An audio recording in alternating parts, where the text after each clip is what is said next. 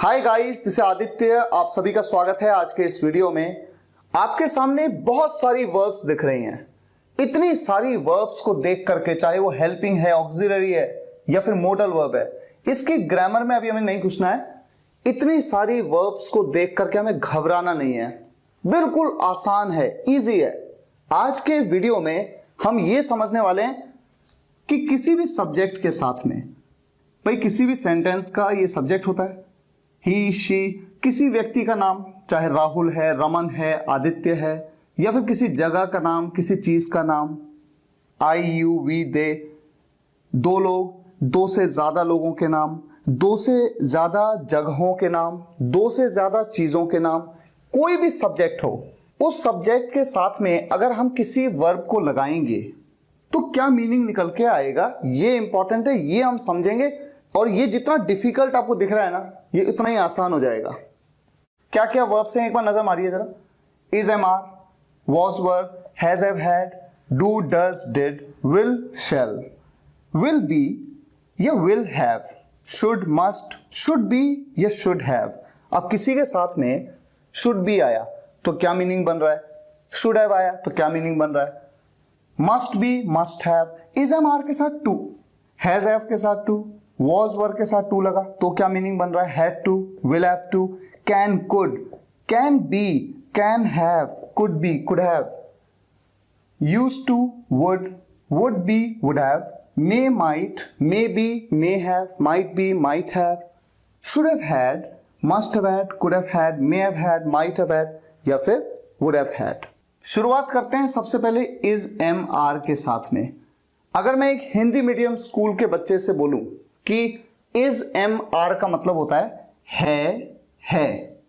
वो है, राहुल है, हूं, मैं हूं, आप हो या हैं, हम हैं, वे, एक से ज्यादा लोगों के लिए दे का यूज करते हैं, वे हैं, राहुल और अमन हैं।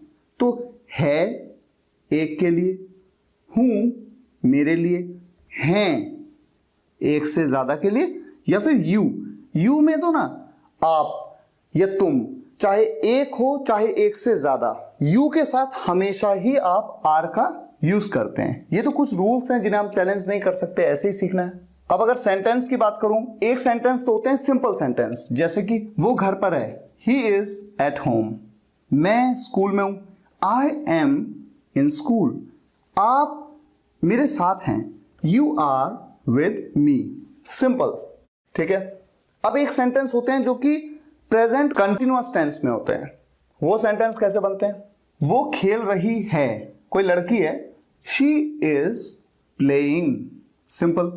आप घर जा रहे हैं, यू के साथ आर लगता है, यू आर गोइंग होम। कई बार स्टूडेंट्स पूछते हैं गोइंग टू होम कहें या गोइंग होम कहें, दोनों में से आप किसी का भी यूज कर सकते हैं, कोई डिफरेंस नहीं है। अच्छा, इसके अलावा भी इसका एक और यूज होता है, इंटरेस्टिंग है।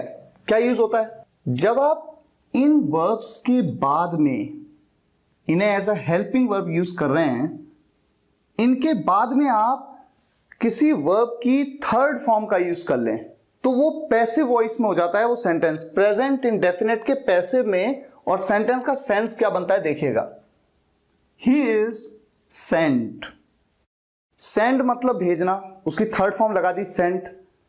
ही सेंट का मतलब है उसे भेजा जाता है, यह पैसिव वॉइस का सेंटेंस है। She is given a book, अगर ये सेंटेंस है, उसे दिया जाता है, गिवन हो गया ना थर्ड फॉर्म, उसे दी जाती है एक किताब। आई एम टोल्ड, टेल मतलब बताना, मुझे बताया जाता है। यू आर सीन, सी मतलब देखना, उसकी थर्ड फॉर्म सीन का यूज किया, क्या मतलब बनेगा, आपको देखा जाता है। वी आर टॉर्चर्ड, हमें टॉर्चर किया जाता है, यानी कि हमें प्रताड़ित किया जाता है। दे आर ब्लेम्ड, ब्लेम की थर्ड फॉर्म लगा दी तो बताइए क्या बनाए, उन्हें, दे मतलब वे ना, एक से ज्यादा लोगों की बात हो रही है, उन्हें ब्लेम किया जाता है, यानी उन्हें, उन पर दोष लगाया जाता है। तो ये सेंस आता है। इज एम आर का यूज सब्जेक्ट्स के साथ में इन्हीं सेंस में होता है, या तो सिंपल सेंटेंस में कि वो घर पर है, वो वहां है, हैं, हूं, एक तो ये। दूसरा प्रेजेंट कॉन्टिन्यूअस टेंस में रहा है, रही है, रहे हैं। और एक जाता है, आता है, खेलता है, भेजा जाता है, बताया जाता है, सुनाया जाता है, कहा जाता है। ये जो पैसिव वॉइस के सेंटेंस है प्रेजेंट इंडेफिनिट टेंस में, उसमें किया जाता है। तो ये तो बात हुई इज एम आर की। अब बात करते हैं वॉज वर की। अच्छा, उससे पहले मैं आपको बता दूं कि इसे अभी आप नोट मत करिए, सिर्फ वीडियो को देखते जाइए, सुनते जाइए। नोट्स मैं आपके लिए तैयार कर रहा हूं, सारे आपको बताने वाला हूं कि कहां पर रखे हैं वो नोट्स आपके लिए, ठीक है। उन्हें देख करके आप एक एक के एग्जाम्पल्स, मीनिंग सब देखेंगे। फिलहाल वॉज वर का मतलब सिंपल है, था, थे, थी। ऐसे सेंटेंसेस में यूज किया जाता है जिनके एंड में क्या होता है, था, थे, थी, बीते कल में, पास्ट में। अब कैसे, जैसे वो घर पर था, ही वॉज एट होम। वो स्कूल में थी, she was in school. Rahul उस दिन मेरे साथ था, Rahul was with me that day. मैं वहां था, आई वॉज देयर। आप वहां नहीं थे, यू के साथ वर लगता है, यू वर नॉट देयर। हम उन दिनों गोवा में थे, we were in Goa those days. तो कुल मिलाकर हमने वॉज वर का यूज किसी भी सब्जेक्ट की अवस्था की जानकारी देने के लिए किया, यानी उसकी स्टेट बताने के लिए कि वो कहां पर था, थे या थी। अब हम जानते हैं कि वॉज वर का यूज पास्ट कॉन्टिन्यूअस टेंस में भी होता है। रहा था, रही थी, रहे थे। देखिए एक बार देख लेते हैं। वो सो रहा था, ही वॉज स्लीपिंग। वो रो रही थी, शी वॉज वीपिंग। मैं हंस रहा था, आई वॉज लाफिंग। आप घर जा रहे थे, यू वर गोइंग होम। हम आपके साथ खेल रहे थे, we were playing with you. और जैसे हमने इसका यूज किया था प्रेजेंट इंडेफिनिट के पैसिव वॉइस में, वॉज वर का यूज किया जाता है पास्ट इंडेफिनिट टेंस के पैसिव वॉइस में। कैसे, उसे भेजा गया, उसे बताया गया, हमें सुलाया गया, हमें बिठाया गया, हमें बताया गया, उसे बताया गया। बताने को टेल कहते हैं। ही वॉज टोल्ड, टेल की थर्ड फॉर्म पैसिव वॉइस में थर्ड फॉर्म का यूज करते हैं। जिसकी समझ में आ रहा है ठीक है, नहीं समझ में आ रहा है कोई बात नहीं, जितना आ रहा है उतना समझते चलो। उसे दिया गया, या मान लीजिए मैं कहूं कि उसे मोबाइल दिया गया। शी वॉज, देने को गिव की third form given. She was given a mobile, उसे एक मोबाइल दिया गया। हमें डांटा गया, वी वर, डांटने को स्कॉल्ड, उसकी third form we were scolded. मान लीजिए मैं कहूं हमें हमारे टीचर्स के द्वारा डांटा गया, we were scolded by our teachers. अब बात करते हैं हैज, हैव और हैड की। इन दोनों की अगर मैं बात करूं, इनका एक मीनिंग है पास है। कैसा सेंटेंस, उसके पास पेन है, ही हैज अ पेन। उसके पास किताबें हैं, शी हैज बुक्स। मेरे पास कुछ है, आई हैव समथिंग। आपके पास पैसे हैं, यू हैव मनी। हमारे पास बहुत सारी किताबें हैं, we have lots of books. अभी मैं आपको छोटे छोटे सेंटेंस बता रहा हूं क्योंकि आपको सिर्फ समझना है कि सेंस क्या है। तो एक सेंस था पास है का सेंस, और दूसरा सेंस है जहां पर हैज या हैव के बाद किसी वर्ब की थर्ड फॉर्म का यूज किया जाता है। होता है ना ऐसा, वर्ब की थर्ड फॉर्म का यूज ऐसा होता है प्रेजेंट परफेक्ट टेंस में। और सेंस होता है किसी काम को कर चुका है, चुकी है, चुके हैं, लिया है, दिया है, उसने मुझे किताब दी है, वो मुझसे किताब ले चुकी है, उसने मुझे पैसे दे दिए हैं। यानी किसी काम को ना कर चुके हैं। जैसे कि वो स्कूल जा चुका है, he has gone to school. वो वहां रह चुकी है, शी हैज लिव्ड देयर। मैं उस लड़के के साथ खेल चुका हूं, I have played with that boy. आप मेरी मम्मी से मिल चुके हैं, यू हैव मेट, मीट की third form met, you have met my mom. Simple. अच्छा, इसका ना एक और सेंस होता है। क्या सेंस होता है, जैसे कि ना मुझ में है, आप में है। जैसे यहां देखिए, उसमें कुछ करने की क्षमता है, पोटेंशियल है उसमें। वो एक लड़का है, ही हैज, उसमें है यानी उसके अंदर है। किसी के अंदर होना कुछ, ये सेंस भी होता है हैज हैव का। He has potential to do something, मुझ में क्या है, मुझ में रिस्क लेने की हिम्मत है, साहस है। आई हैव क्या है, साहस है, courage, I have courage to take risk. आपके अंदर यानी आप में ना एक बहादुरों वाला दिल है, brave heart, you have a brave heart. तो किसी व्यक्ति के अंदर कुछ होना यानी उसमें कुछ होना, इसके लिए भी हैज हैव का यूज करते हैं। और एक और सेंस में करते हैं, जैसे उसके 2 भाई हैं, उसकी 3 बहनें हैं, मेरे 4 चाचा हैं। देखिए उसके 2 भाई हैं, ही हैज 2 ब्रदर्स, उसकी 3 बहनें, शी हैज 3 सिस्टर्स, मेरे 2 चाचा हैं, आई हैव 2 अंकल्स, आपके 2 दोस्त हैं, यू हैव 2 फ्रेंड्स। तो कोई रिश्तेदार है, जैसे मेरे 2 भाई हैं, बहन है, या फिर दोस्त हैं, अंकल हैं, चाचा हैं, ताऊ हैं, दादा हैं, इन सेंस में भी हैज हैव का यूज होता है। तो देखिए ना, हैज हैव का यूज कितनी जगह पे हुआ। एक तो पास है, किसी के पास कुछ है वहां पर भी, किसी की बहनें हैं, भाई हैं, दोस्त हैं, उसमें भी, किसी के अंदर कुछ है उसमें भी, के अंदर है यानी में है। और प्रेजेंट परफेक्ट टेंस में तो हो ही रहा है, किसी काम को कर चुका है कोई व्यक्ति, चुका है, चुकी है, चुके हैं, लिया है, दिया है। और ठीक इसी तरह से हैड का यूज होता है। तो इसका यूज हो रहा है पास है के लिए, तो इसका यूज हो रहा है पास था, मेरे पास पेन था, आई हैड अ पेन, पास था। दूसरा, भाई बहन दोस्त आदि थे, उसके 2 भाई थे, ही हैड 2 ब्रदर्स, हमारी 4 बहनें थी, वी हैड 4 सिस्टर्स।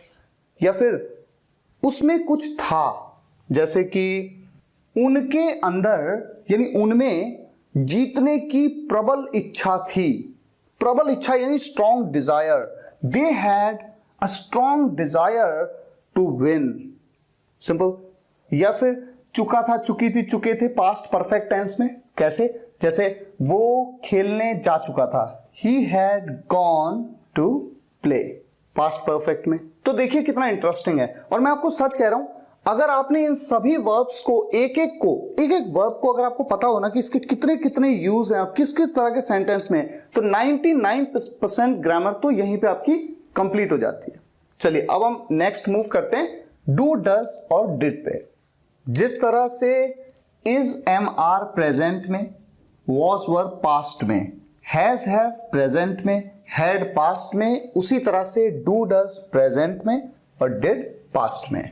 डज का use he, she, Rahul third person singular subject के साथ, डू का यूज बाकी सभी सब्जेक्ट्स के साथ, आई, यू, वी, दे या किसी भी प्लूरल नामों के साथ में, प्लूरल सब्जेक्ट के साथ में। जबकि पास्ट में डिड का यूज सभी सब्जेक्ट्स के साथ में किया जाता है। अब आप देखेंगे, आप जानते होंगे कि प्रेजेंट इंडेफिनिट टेंस में डू और डज दोनों का यूज तभी किया जाता है जब सेंटेंस नेगेटिव हो। जैसे कि वो स्कूल नहीं जाता है, नहीं जाता है negative, he does not go to school, वो मेरे साथ नहीं बैठती है, she does not sit with me, मैं उसके साथ नहीं खेलता हूं, मैं, आई के साथ तो डू लगता है, I do not play with him, आप मुझे नहीं जानते हैं, यू डू नॉट नो मी। हमेशा वर्ब की फर्स्ट फॉर्म का ही यूज किया जाता है, जैसे जानने को नो, कहने को से, बताने को टेल, मिलने को मीट। हम आपसे नहीं मिलते हैं, we do not meet you. तो इस तरह से डू और डज का यूज नेगेटिव सेंटेंस में किया जाता है प्रेजेंट इंडेफिनिट टेंस में। लेकिन इसके अलावा डू और डज का यूज ना किसी सेंटेंस में ना थोड़ा जोर देते हुए भी किया जाता है। कैसे, एग्जांपल देखते हैं। मान लीजिए मुझे कहना है वो जाता है, तो मैं कहता हूं ही गोज, ऐसे ही कहा जाता है ना, वो जाता है, ही गोज। या मैं जाता हूं, आई गो। लेकिन अगर थोड़ा जोर देना हो, जैसे वो जाता है, वो जाता है, ऐसे किसी को बता रहे हो आप, किसी ने आपसे कहा वो नहीं जाता है स्कूल, आपने कहा वो जाता है, ही ही डज गो, तो ही गोज कहने के बजाय जब आप कहते हैं ना ही डज गो, इसका मतलब वो जाता है, ये सेंस है। या फिर मैं जाता हूं, किसी ने कहा आप वहां कभी नहीं जाते हो, आपने कहा नहीं मैं जाता हूं, आई डू गो। हम राहुल से मिलते हैं, हम राहुल से मिलते हैं भाई, आपको लग रहा है कि हम मिलते नहीं हैं, हम राहुल से मिलते हैं, रोज मिलते हैं। We do meet Rahul every day. इस सेंस में आप डू और डज का यूज करते हैं। अब अगर हम बात करें डिड की, डिड का यूज पास्ट इंडेफिनिट टेंस के सेंटेंसेस में किया जाता है, नेगेटिव सेंटेंसेस में। कैसे होते हैं वो सेंटेंस? आया गया, उठा बैठा, रोया सोया, हंसा जागा, नाचा गाया। जैसे कि वो मेरे घर नहीं आया, नहीं आया, पास्ट इंडेफिनिट टेंस का नेगेटिव सेंटेंस।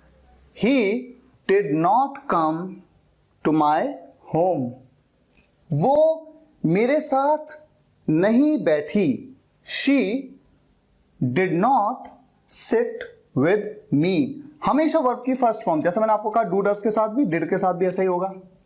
राहुल आपसे नहीं मिला, Rahul did not meet you. मैंने आपको कॉल नहीं किया, I did not call you, I did not call you. तुम वहां नहीं गए, you did not go there. तो सब्जेक्ट कोई भी हो, आया गया, उठा बैठा, रोया सोया, हंसा जागा, नेगेटिव सेंटेंसेस में हमेशा डिड के साथ में नॉट का यूज, इस तरह से आप सेंटेंस बनाते हैं।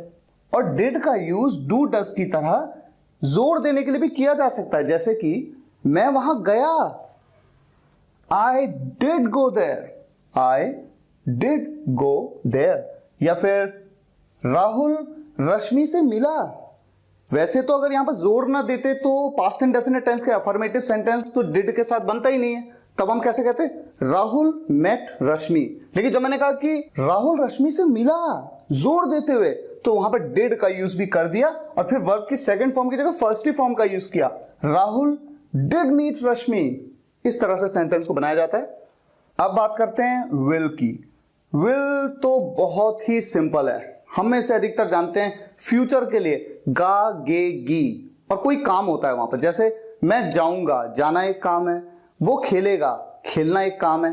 तो फर्स्ट फॉर्म, उस वर्ब की फर्स्ट फॉर्म का यूज करेंगे, जैसे कि वो खेलेगा, ही विल प्ले। मैं जाऊंगा, आई विल गो। हम आपसे मिलेंगे, वी विल मीट यू। वो हमारे घर आएंगे, वो एक से ज्यादा लोग हैं ना, they will come to our home. अच्छा, अब मैं अगर बात करूं शेल की, ये इंटरेस्टिंग है। पहले क्या होता था कि गा गे गी के लिए विल या शेल में से किसी एक का यूज करते थे फ्यूचर टेंस में, लेकिन अब शेल का यूज फ्यूचर टेंस में बिल्कुल नहीं किया जाता। शेल का यूज कैसे किया जाता है? एक मॉडल वर्ब की तरह। मीनिंग क्या बनता है इसका? मीनिंग इसका दो मीनिंग बनते हैं। एक तो वही मीनिंग बनता है जो शुड का बनता है, यानी कि चाहिए, चाहिए। जैसे मैं आपसे कहूं, क्या मुझे वहां जाना चाहिए? क्या मुझे वहां जाना चाहिए? Shall I go there? Shall I go there? चाहिए का सेंस। या फिर क्या मुझे खेलना चाहिए? Shall I play? क्या उसे आपसे मिलना चाहिए? Shall we meet you? क्या हमें आपको बताना चाहिए? Shall we tell you? ये सेंस होता है शैल का। एक तो ये, दूसरा सेंस होता है ऊ फॉर्मेशन। ऊ कैसा? देखिए एग्जांपल देता हूं। क्या मैं जाऊं? जाऊं, ऊ फॉर्मेशन बन रहा है ना, ऊ। क्या मैं जाऊं? क्या मैं खेलूं? क्या मैं आपको देखूं? क्या मैं यहां पर बैठूं? ठू, ऊ। ये ऊ जो फॉर्मेशन है, इसके लिए शैल का यूज किया जाता है। कैसे? क्या मैं जाऊं?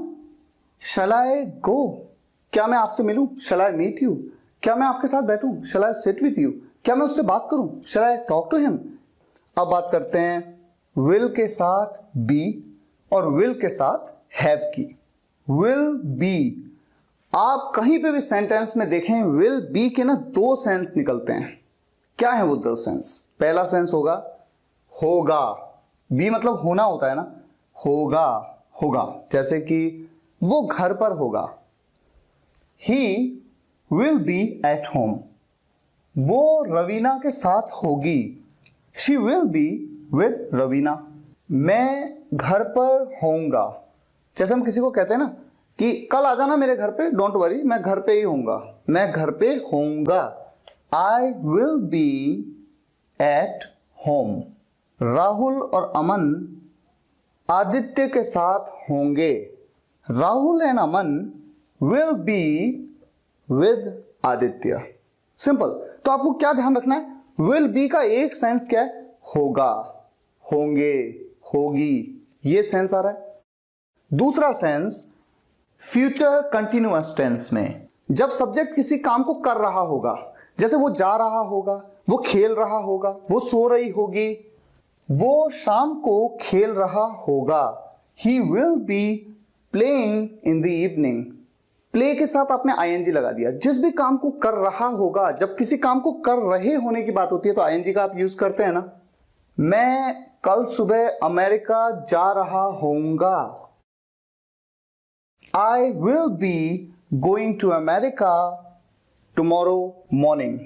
तो विल बी का मतलब आपने दो सेंस में समझ लिया ना।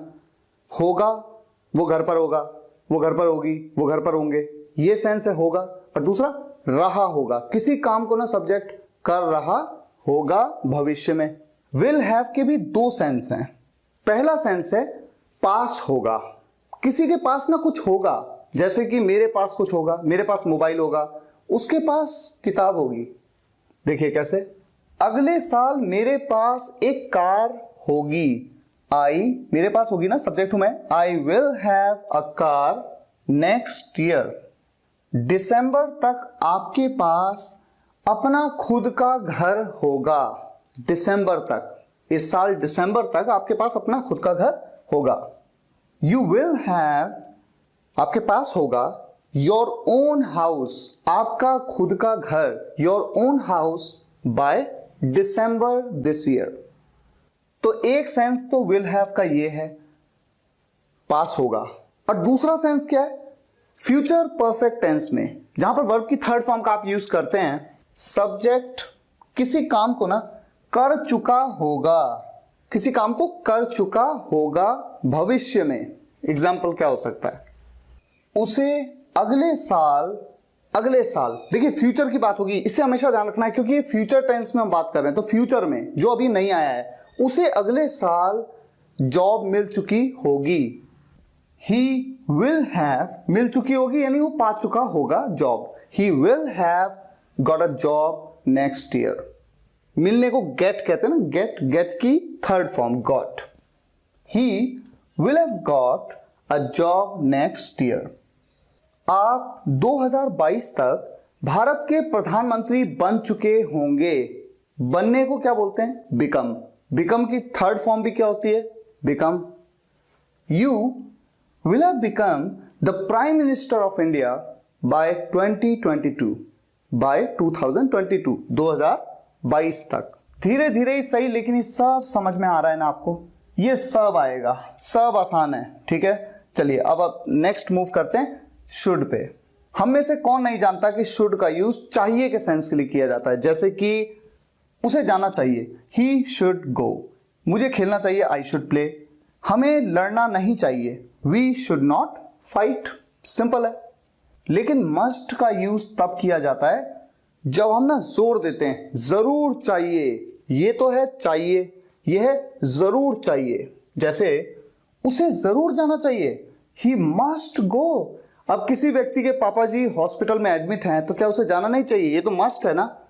He must go to hospital. हमें अपने देश को सक्षम बनाना चाहिए, जरूर बनाना चाहिए। We must empower our nation. हमें गरीबों की मदद जरूर करनी चाहिए। कैसे बनेगा, we must help the poor. जब आप कहते हैं ना द पुअर का मतलब जितने भी गरीब हैं सबकी बात हो गई। यहां पर ये नहीं कि गरीबों बोला तो पुअर्स लगा देंगे, नहीं, द पुअर बस। उन्हें वहां जरूर जाना चाहिए, दे मस्ट गो देयर।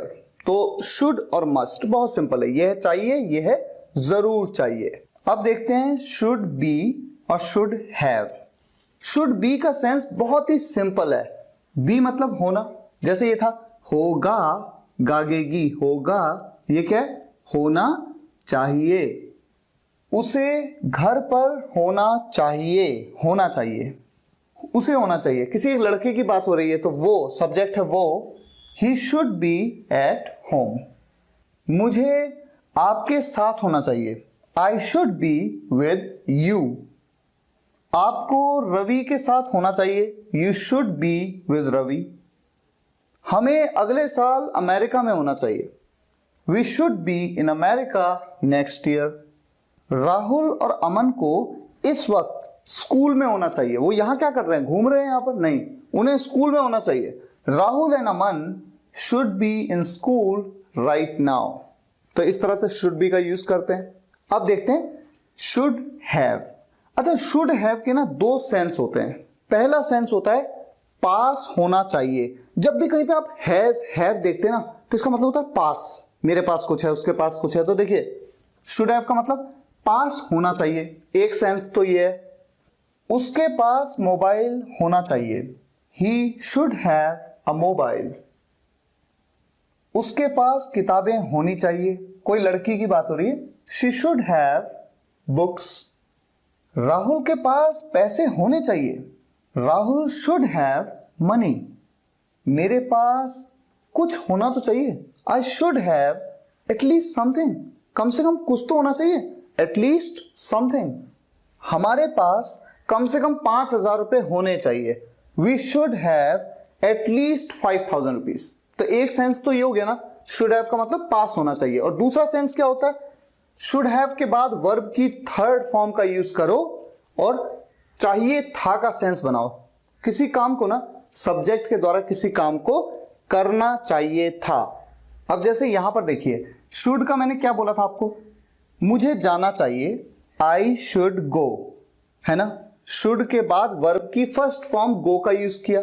लेकिन अगर मैं कहूं कि मुझे जाना चाहिए था, बीते कल में मुझे जाना चाहिए था, चाहिए था, तो चाहिए के लिए शुड हैव का मतलब चाहिए था। तो ये दूसरा सेंस है। पहला सेंस क्या था, पास होना चाहिए, और दूसरा सेंस है चाहिए था, सब्जेक्ट के द्वारा किसी काम को करना चाहिए था। तो मुझे जाना चाहिए था, आई शुड हैव, जाने को गो कहते हैं, उसकी थर्ड फॉर्म का यूज करेंगे, हमेशा ध्यान रहे, आई शुड हैव गॉन। उसे आना चाहिए था, ही शुड हैव कम। कम की थर्ड फॉर्म भी कम होती है ना, ही शुड हैव कम। उसे नाचना चाहिए था, यानी उसे डांस करना चाहिए था, she should have danced. Dance की थर्ड फॉर्म डांस्ड। हमें अपने देश के लिए लड़ना चाहिए था, we should have fought for our nation. Rahul और अमन को मेरे घर आना चाहिए था, Rahul and Aman should have come my home. Guys, जब हम कहते हैं कि हमें इंग्लिश बोलनी नहीं आती, तो क्या हमें इंग्लिश लिखनी आती है? क्या हम सेंटेंस को, मैंने जितने तरीके के सेंटेंस बनाए, अगर इन सेंटेंसेस को मैं आपसे कहूं कि आप लिखो, तो क्या आप लिख सकते हैं? अगर आप लिख नहीं सकते तो आप बोलेंगे कैसे? बोलने के लिए पहले लिखना तो आना चाहिए ना। इसलिए ग्रामर इंपॉर्टेंट होती है। एक एक वर्ब को जानना आपके लिए इंपॉर्टेंट है। अब हम आगे बढ़ते हैं मस्ट बी और मस्ट हैव पर। लेकिन इसे बताने से पहले बहुत इंपॉर्टेंट है ये, अभी आपको बहुत इंटरेस्टिंग चीज इसके बारे में पता चलेंगी, लेकिन उससे पहले is am are plus to, इससे शुरुआत करते हैं। इज एम आर के साथ में जैसे ही टू लगाया, इसका मतलब हो गया किसी काम को करना है, किसी काम को करना है। और जिस काम को करना है ना, टू के बाद उसकी फर्स्ट फॉर्म, उस वर्ब की, उस क्रिया की फर्स्ट फॉर्म का आप यूज कर लेंगे। कैसे? जैसे मैं कहता हूं मुझे स्कूल जाना है, I am to go to school. Rahul को आज मेरे घर आना है, राहुल के साथ तो इज लगेगा ना, Rahul is to come to my home today. हमें आपसे मिलना है, हमें मिलना है, वी आर टू, वी के साथ आर लगता है ना, we are to meet you. तो इज एम आर के साथ जैसे आपने देखा टू आया तुरंत, तो उसके बाद हमेशा वर्ब की फर्स्ट फॉर्म आएगी और इसका सेंस होगा कि सब्जेक्ट को किसी काम को करना है। हालांकि एक बात मैं आपको बता देता हूं, यहां पर अब एडवांस इंग्लिश में, या फिर एडवांस इंग्लिश ही नहीं बल्कि आप दोनों तरीके से यूज कर सकते हैं। या तो आप कह सकते हैं कि जैसे मुझे आपसे मिलना है, I am to meet you, या फिर इज एम आर के तुरंत बाद आप सपोज्ड का यूज कर लें। कैसे? मुझे आपसे मिलना है, I am suppose to meet you, आपको मेरे घर आना है। You are suppose to come to my home. तो आप समझ गए कि इज एम आर के साथ टू का यूज कर लो, या फिर इज एम आर के बाद ना सपोज्ड का यूज कर लो, उसके बाद टू लगा लो, सेंस बिल्कुल सेम आता है। अब थोड़ा सा नेगेटिव और इंटेरोगेटिव सेंटेंस देखते हैं। जैसे मैं आपसे कहूं कि मुझे स्कूल नहीं जाना है, I am not to go to school. तो एक तरीका तो ये हो गया, I am not to go to school, एक तरीका ये। और दूसरा सपोज्ड के साथ, I am not suppose to go to school.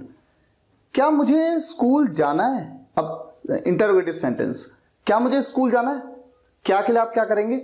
M को उठा के शुरुआत में ले आएंगे, am I to go to school, या तो एक तरीका ये होगा। और अगर सपोज्ड के साथ यूज करेंगे तो क्या, am I suppose to go to school, am I suppose to go to school. तो आप दोनों तरीके से सेंटेंसेस को बनाने की प्रैक्टिस कर सकते हैं।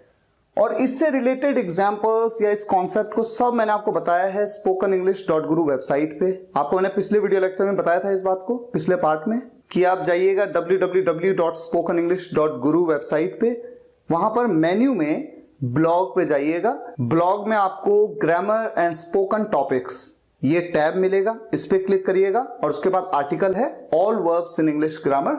सभी वर्ब्स जो मैं कवर कर चुका हूं और मैं आगे कवर कर रहा हूं, सब आपको वहां पर मिलेंगी विद एग्जांपल्स। तो चलिए अब आगे बढ़ते हैं। देखिए, आपने ये समझ लिया कि is am are plus to का मतलब है करना है किसी काम को, ठीक है। और is am are plus suppose to, आप सपोज भी लगा दें इसके बाद तो भी सेंस बिल्कुल सेम है। दोनों तरीके से सेंटेंस को बनाया जा सकता है। अब बात आती है हैज हैव के साथ टू की। आप तो जानते हैं हैज का यूज किया जाता है थर्ड पर्सन सिंगुलर सब्जेक्ट के साथ में, और हैव का यूज किया जाता है बाकी सभी सब्जेक्ट्स के साथ में। जैसा कि आप जानते भी हैं, ये बात पिछले वीडियो लेक्चर में बताई है मैंने आपको, हैज हैव का यूज ऐसे ही तो किया जाता है। लेकिन यहां पर आप देख रहे हैं कि हैज हैव के तुरंत बाद टू का यूज होगा और उसके बाद वर्ब की फर्स्ट फॉर्म का यूज होगा जिस भी काम को सब्जेक्ट को करना है। टू के बाद ना हमेशा वर्ब की फर्स्ट फॉर्म, ये आप ध्यान रखिए, पहला पॉइंट।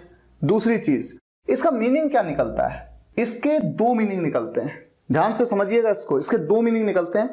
पहला मीनिंग तो वही होता है जो इज एम आर का होता है, सब्जेक्ट को किसी काम को करना है, लेकिन उस काम को करना ना थोड़ा इंपॉर्टेंट है। जैसे कि कल मेरा एग्जाम है, मुझे स्कूल जाना है। अब अगर मैं यहां पर कहूं मुझे स्कूल जाना है, तो बोलने में तो मैं ऐसे भी बोल सकता हूं I am to go to school या I am suppose to go to school, लेकिन ये जाना जरूरी है क्योंकि एग्जाम है। तो ऐसे में ये बोलना ज्यादा बेहतर है, I have to go to school.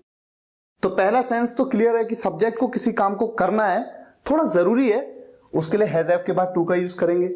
और दूसरा सेंस होता है किसी काम को ना करना पड़ता है, करना पड़ता है, मुझे वहां जाना पड़ता है, उसे मेरे घर आना पड़ता है। एग्जाम्पल देखिए, मुझे उसे रोज कॉल करना पड़ता है, मुझे करना पड़ता है ना, सब्जेक्ट हूं मैं, I have to call him every day, मुझे उसे रोज कॉल करना पड़ता है, I have to call him every day. उसे रोज स्कूल जाना पड़ता है। मान लीजिए कोई लड़की है, she has to go to school every day. तो किसी भी सब्जेक्ट को जब कोई काम करना पड़ता है, उसके लिए आप हैज या हैव के साथ में टू का यूज करते हैं, इस फॉर्मेशन का यूज करते हैं। तो दो सेंस क्लियर है, एक तो किसी काम को करना है, बिल्कुल वैसे ही सेंटेंस जैसे यहां पर यूज किए, बस फर्क इतना है कि जब आप उन सेंटेंसेस को बोलोगे ना, तो थोड़ा सा आपके मन में ना एक इंपॉर्टेंस देने वाली बात होगी कि हाँ ये काम करना ना थोड़ा जरूरी है। और दूसरा सेंस, किसी काम को करना पड़ता है। अच्छा, जैसे यहां पर आपने देखा था इज एम आर के बाद हमने सपोज टू कहा तो सेंस बिल्कुल सेम आया। उसी तरह से हैज हैव के बाद जब हम गॉट का यूज करते ना, GOT गॉट, तो भी सेंस बिल्कुल सेम आता है। एग्जाम्पल क्या है, देखिए आपकी स्क्रीन पे दो सेंटेंस लिखे हैं। पहला सेंटेंस है I have to go to school, मुझे स्कूल जाना है। अब इसी सेंटेंस को ना मैं ऐसे भी कह सकता हूं I have got to go to school, यानी हैव के तुरंत बाद गॉट का यूज कर दिया, कोई फर्क नहीं पड़ेगा, बिल्कुल सेम मीनिंग है। I have to go to school बोलूं चाहे I have got to go to school बोलूं, कोई फर्क नहीं है। इसी तरह से एक सेंटेंस है राहुल को मार्केट जाना पड़ता है, Rahul has to go to market, यहां पर हैज टू की जगह पे ना हैज गॉट टू का भी यूज किया जा सकता है। Rahul has got to go to market. तो कुल मिलाकर आप समझ गए कि आप चाहे तो हैज टू का यूज कर लें, हैज टू या हैव टू का, और इसके बजाय हैज या हैव के तुरंत बाद गॉट का भी यूज कर सकते हैं, तो कोई प्रॉब्लम नहीं है। अब जरा मैं ना एक सेंटेंस ऐसा बनाता हूं जो नेगेटिव और इंटरोगेटिव में भी बनाता हूं। जैसे कि सिंपल सा सेंटेंस, उसे टीवी देखनी पड़ती है, उसे टीवी देखनी पड़ती है, वो कोई लड़का है। He has to watch the TV. Simple. इस सेंटेंस को ऐसे तो बनाया जा सकता है, गॉट के साथ कैसे बनाए, he has got to watch the TV. हो गई बात सिंपल। नेगेटिव में बनाते हैं, उसे टीवी नहीं देखनी पड़ती है, उसको सारी इंफॉर्मेशन मोबाइल पे ही मिल जाती है, तो टीवी देखने की जरूरत ही नहीं पड़ती, उसे टीवी नहीं देखनी पड़ती है। He has not to watch the TV, एक तो तरीका ये, और दूसरा तरीका गॉट के साथ, he has not got to watch the TV. तो he has not got to watch the TV. कुल मिला के नेगेटिव सेंटेंसेस में हैज या हैव के तुरंत बाद आप नॉट का यूज करेंगे। और इंटरोगेटिव सेंटेंसेस में क्या उसे टीवी देखनी पड़ती है, क्या उसे टीवी देखनी पड़ती है। हैज ही, पहले हैज आएगा ना, has he to watch, has he to watch the TV. और ये दूसरा तरीका, has he got to watch the TV, has he got to watch the TV. हालांकि सिंपल है, लेकिन फिर भी मैंने आपको एग्जांपल्स दिए समझाने के लिए, तो आप कुल मिला के इन दोनों को कवर कर चुके हैं। अब हम बढ़ते हैं इन दोनों पे। पहला है वॉज वर्ब के साथ टू, दूसरा है हैड के साथ टू। ये तो बिल्कुल वैसा ही है जैसा ये है, फर्क इतना है, ये है हूं प्रेजेंट में किसी काम को करना है, और यहां पर किसी काम को करना था। इसके दो मीनिंग थे, किसी काम को करना है जरूरी है, और किसी काम को करना पड़ता है। इसका मीनिंग क्या है, इसके तीन मीनिंग है, ये बहुत इंपॉर्टेंट है। किसी काम को करना था जरूरी है, जैसे ये था ना, किसी काम को करना है जरूरी है, किसी काम को करना था जरूरी है। दूसरा, किसी काम को करना पड़ता था, जैसे ये था ना, किसी काम को करना पड़ता है, यह किसी काम को करना पड़ता था। लेकिन इसका एक और मीनिंग है, किसी काम को करना पड़ा। ठीक है, तो किसी काम को करना था, किसी काम को करना पड़ता था, या किसी काम को करना पड़ा। एग्जाम्पल लें। पहला एग्जाम्पल, उसे आपको बताना था, he was to tell you. बताने को टेल कहते हैं, या फिर सपोज टू के साथ में बना सकते हैं आप इस सेंटेंस को, he was suppose to tell you. मुझे आज शाम को फुटबॉल खेलना था, I was to play football today in the evening, या फिर I was suppose to play football in the evening. आपको मीटिंग के लिए जाना था, you were to go for a meet या मीटिंग, मीट या मीटिंग, दोनों में से किसी का भी यूज कर सकते हैं, दोनों तरीके से बोला जाता है। और सपोज टू के साथ कैसे कहेंगे, you were suppose to go for a meet या for a meeting.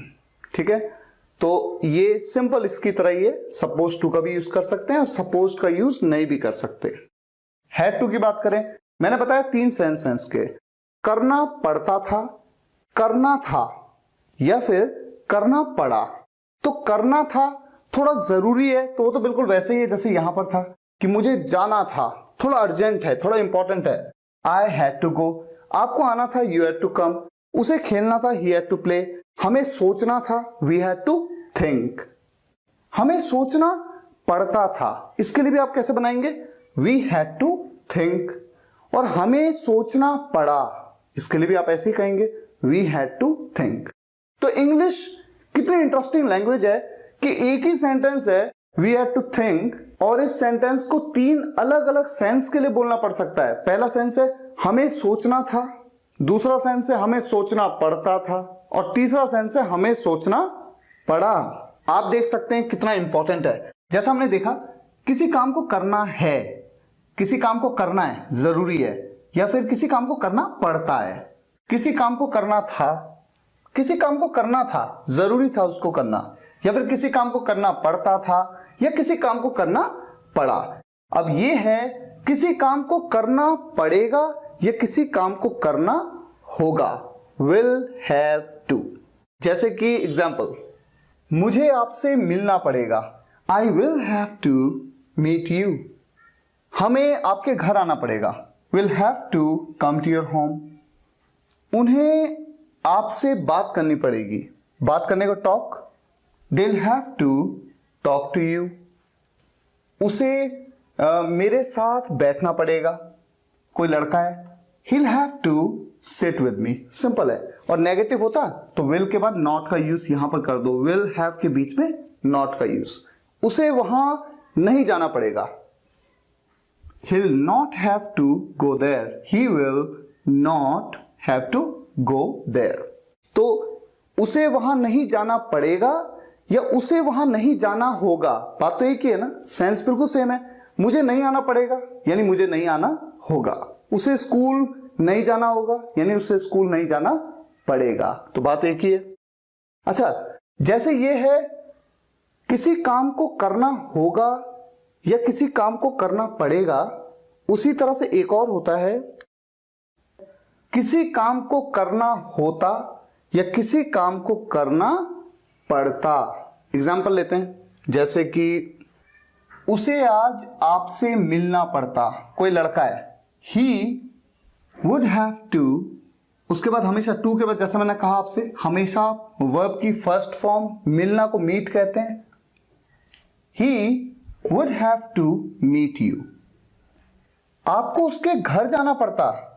You would have to go to his home. आपको उसके घर जाना पड़ता या फिर आपको उसके घर जाना होता, बात तो एक ही है ना। तो जैसे आपको किसी काम को करना होगा या करना पड़ेगा, उसी तरह से करना होता या करना पड़ता, दोनों का सेंस बिल्कुल सेम है। दोनों के लिए क्या यूज करते हैं आप? Would have to.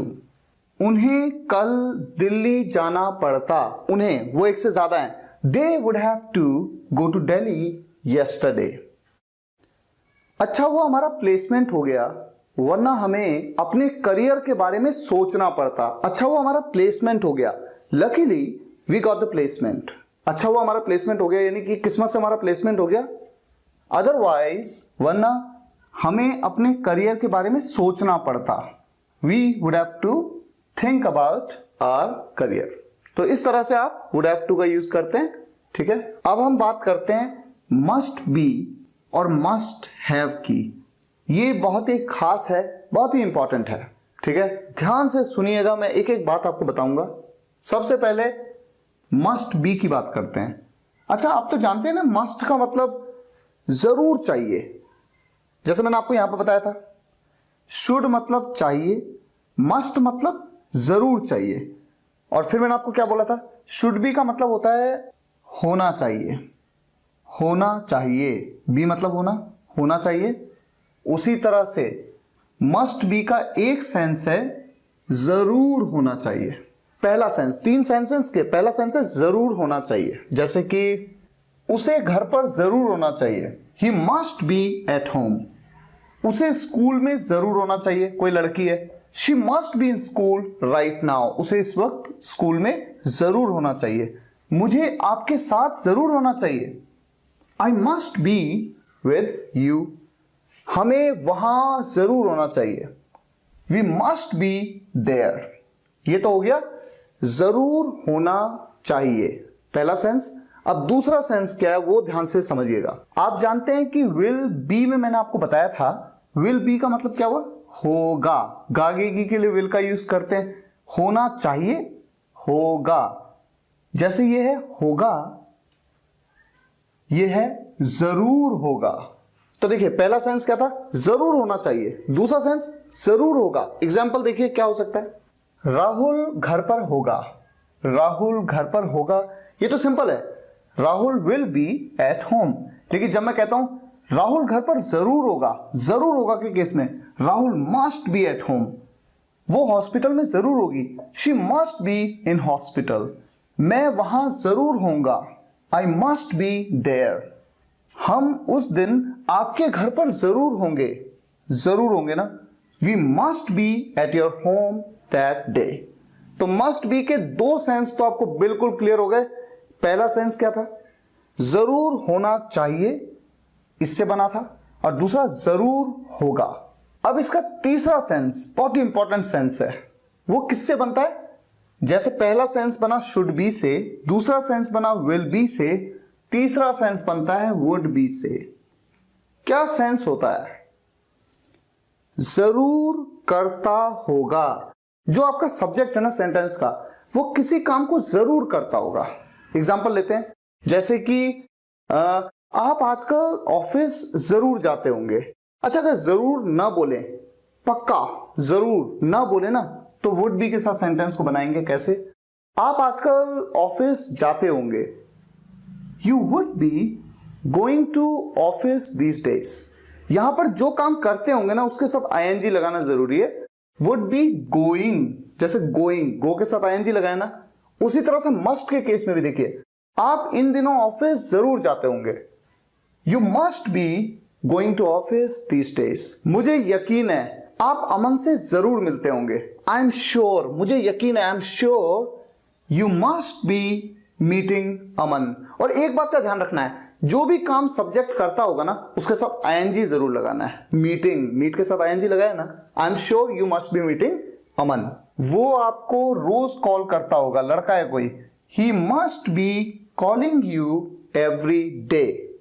इस तरह से बनाया जाएगा ये सेंटेंस। देखिए कितना इंपॉर्टेंट है मस्ट बी, 3 अलग अलग सेंस। अब बात करते हैं मस्ट हैव की। जैसे मैंने आपको बताया था शुड हैव, इसके 2 सेंस होते हैं। क्या होते हैं वो 2 सेंस? एक होता है पास होना चाहिए, सब्जेक्ट के पास कुछ होना चाहिए। जैसे कि मेरे पास मोबाइल होना चाहिए, I should have a mobile. उसके पास किताब होनी चाहिए, ही शुड हैव अ बुक। यह पास होना चाहिए, तो ये क्या हो जाएगा? जरूर होना चाहिए। उसके पास ना जरूर होना चाहिए। जैसे आपके पास मोबाइल जरूर होना चाहिए, you must have a mobile. आपके पास मोबाइल जरूर होना चाहिए, you must have a mobile. उसके पास कार जरूर होनी चाहिए, लड़का है कोई, he must have a car. एक तो ये हो गया जरूर होना चाहिए, और दूसरा सेंस जरूर होगा। जैसे यहां पर है विल हैव का मतलब क्या है? पास होगा। उसी तरह से सब्जेक्ट के पास जरूर होगा। जैसे कि राहुल के पास कैलकुलेटर जरूर होगा। सब्जेक्ट है Rahul, Rahul must have a calculator. उन लड़कियों के पास किताबें जरूर होंगी। दोज गर्ल्स, यानी सब्जेक्ट हैं वो लड़कियां, those girls must have books. ठीक है, तो 2 सेंस तो क्लियर हो गए ना। एक है जरूर होना चाहिए किसी के पास, सब्जेक्ट के पास कुछ जरूर होना चाहिए, और दूसरा सेंस सब्जेक्ट के पास जरूर होगा। और तीसरा सेंस क्या है? अगर आपको याद हो, शुड हैव के 2 सेंस में से दूसरा सेंस क्या था? चाहिए था। आपको याद है? शुड मतलब चाहिए, शुड हैव मतलब चाहिए था। उसी तरह से मस्ट हैव का जो तीसरा सेंस है, 2 सेंस तो बता चुका मैं आपको, तीसरा सेंस है जरूर चाहिए था।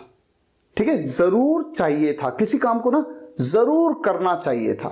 एग्जाम्पल क्या हो सकते हैं? जैसे आपको अपने पापा से जरूर मिलना चाहिए था, यू मस्ट हैव, और उसके बाद जिस भी काम को करना चाहिए था बोला, उसकी थर्ड फॉर्म का आप यूज करेंगे, you must have met your father.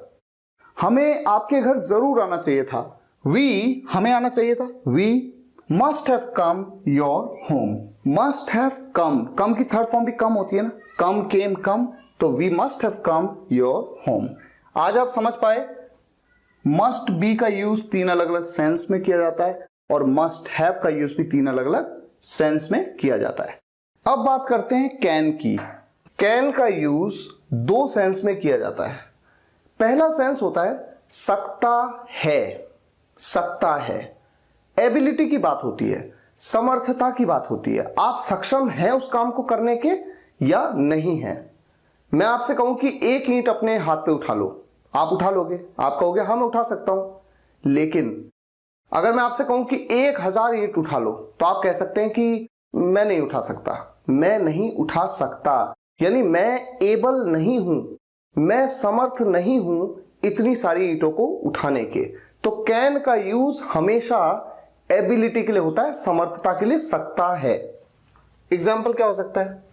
वो पर्वत पर चढ़ सकता है, ही कैन, चढ़ने को क्लाइंब कहते हैं, क्लाइंब द माउंटेन। मैं एग्जाम आसानी से पास कर सकता हूं, यानी मुझ में वो काबिलियत है। I can pass the exam easily, बहुत इजी होता है ना, कैन तो कुछ डिफिकल्ट है ही नहीं। जैसे कि आप मैच जीत सकते हैं, you can win the match. मैं कंटिन्यूअसली 5 किलोमीटर दौड़ सकता हूं, I can run continuously for 5 kilometres. ठीक है, सिंपल, कैन का ये सिंपल सा यूज है। और दूसरा यूज होता है किसी से कोई परमिशन मांगना या परमिशन देना, अनुमति लेना या अनुमति देना। जैसे कि आपको कॉल करता हूं और मैं कहता हूं कैन आई टॉक टू विभाति, क्या मैं विभाति से बात कर सकता हूं? आप मुझे कहते हैं हाँ आप कर सकते हैं, yes you can, yes you can. मैंने आपसे पूछा can I talk to Vibhati, can I talk to Vibhati. मैंने आपसे पूछा, परमिशन मांगी और आपने परमिशन दे दी, यस यू कैन। मैं आपसे पूछता हूं can I meet you tomorrow, क्या मैं आपसे कल मिल सकता हूं? और आप कहते हैं नो यू कांट, नहीं आप नहीं मिल सकते। तो अनुमति देना न देना, अनुमति लेना न लेना, जिसके लिए आप कुड का भी यूज करते हैं, आपने देखा होगा। कैन आई टॉक टू विभाति की जगह कुड आई टॉक टू विभाति भी कहा जाता है, या फिर मे आई टॉक टू विभाति भी कहा जाता है। कैन, कुड, मे सभी का यूज करते हैं। तो कैन का यूज दो सेंस में, पहला सेंस है सकता है, एबिलिटी की बात हो रही है प्रेजेंट में, और दूसरा सेंस क्या है, अनुमति लेना या देना, परमिशन लेना या देना। अब बात करते हैं कुड की। कुड का यूज 4 सेंस में किया जाता है। 4 सेंस, बड़े ध्यान से समझिएगा, इसको, बहुत इंपॉर्टेंट है।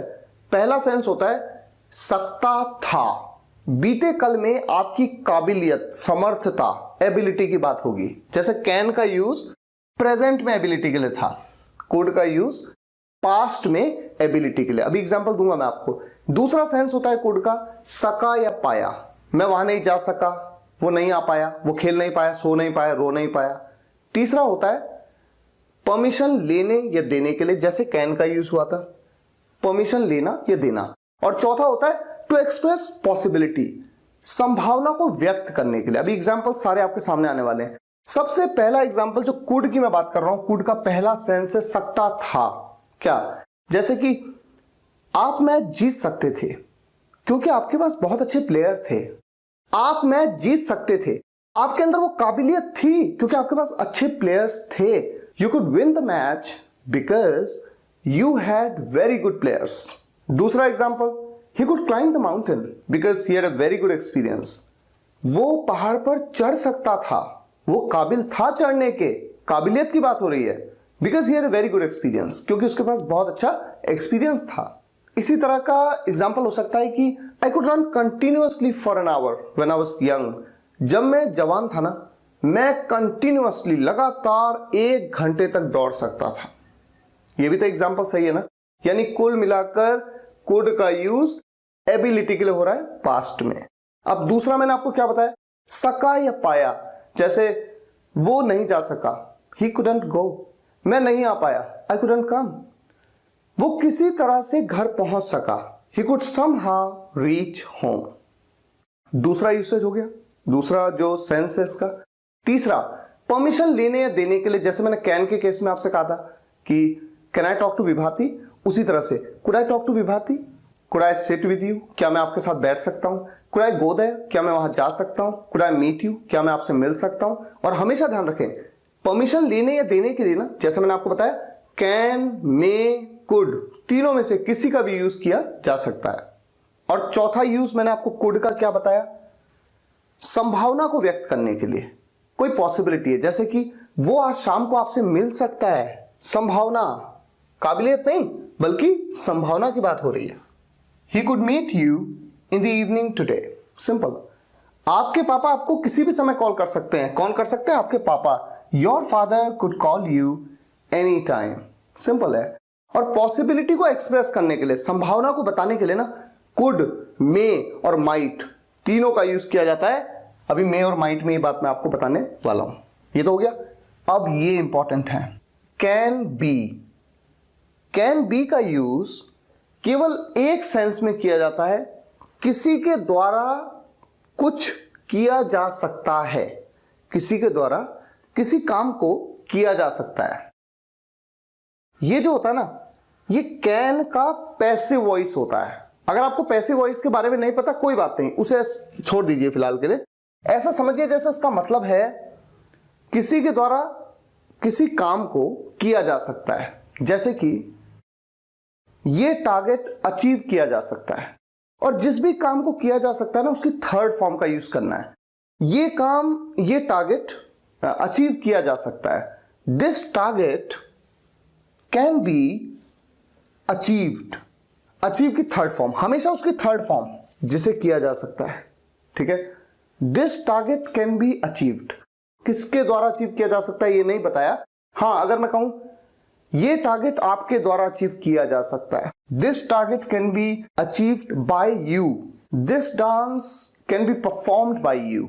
इस डांस को ना आपके द्वारा परफॉर्म किया जा सकता है। आप ऐसा मत सोचो कि नहीं कर पाओगे, आप कर लोगे, आप समर्थ हो। इसी तरह का एक और एग्जांपल है, इस गाने को किसी के भी द्वारा गाया जा सकता है। This song can be sung by anybody, ठीक है। तो ये कैन बी का एक सेंस है, सिंपल। अब कैन हैव की बात करते हैं। कैन हैव का एक सेंस होता है पास हो सकता है, किसी के पास कुछ हो सकता है। जैसे कि आपके पास अगले साल एक कार हो सकती है। यू कैन हैव, यू आपके पास हो सकती है ना, you can have a car next year. आपके पास एक अच्छी बॉडी हो सकती है अगर आप रोज जिम जाएं तो। You can have a good personality या a good body if you go to gym every day। आपके पास एक अच्छी बॉडी हो सकती है, पर्सनालिटी हो सकती है अगर आप रोज जिम जाओ तो।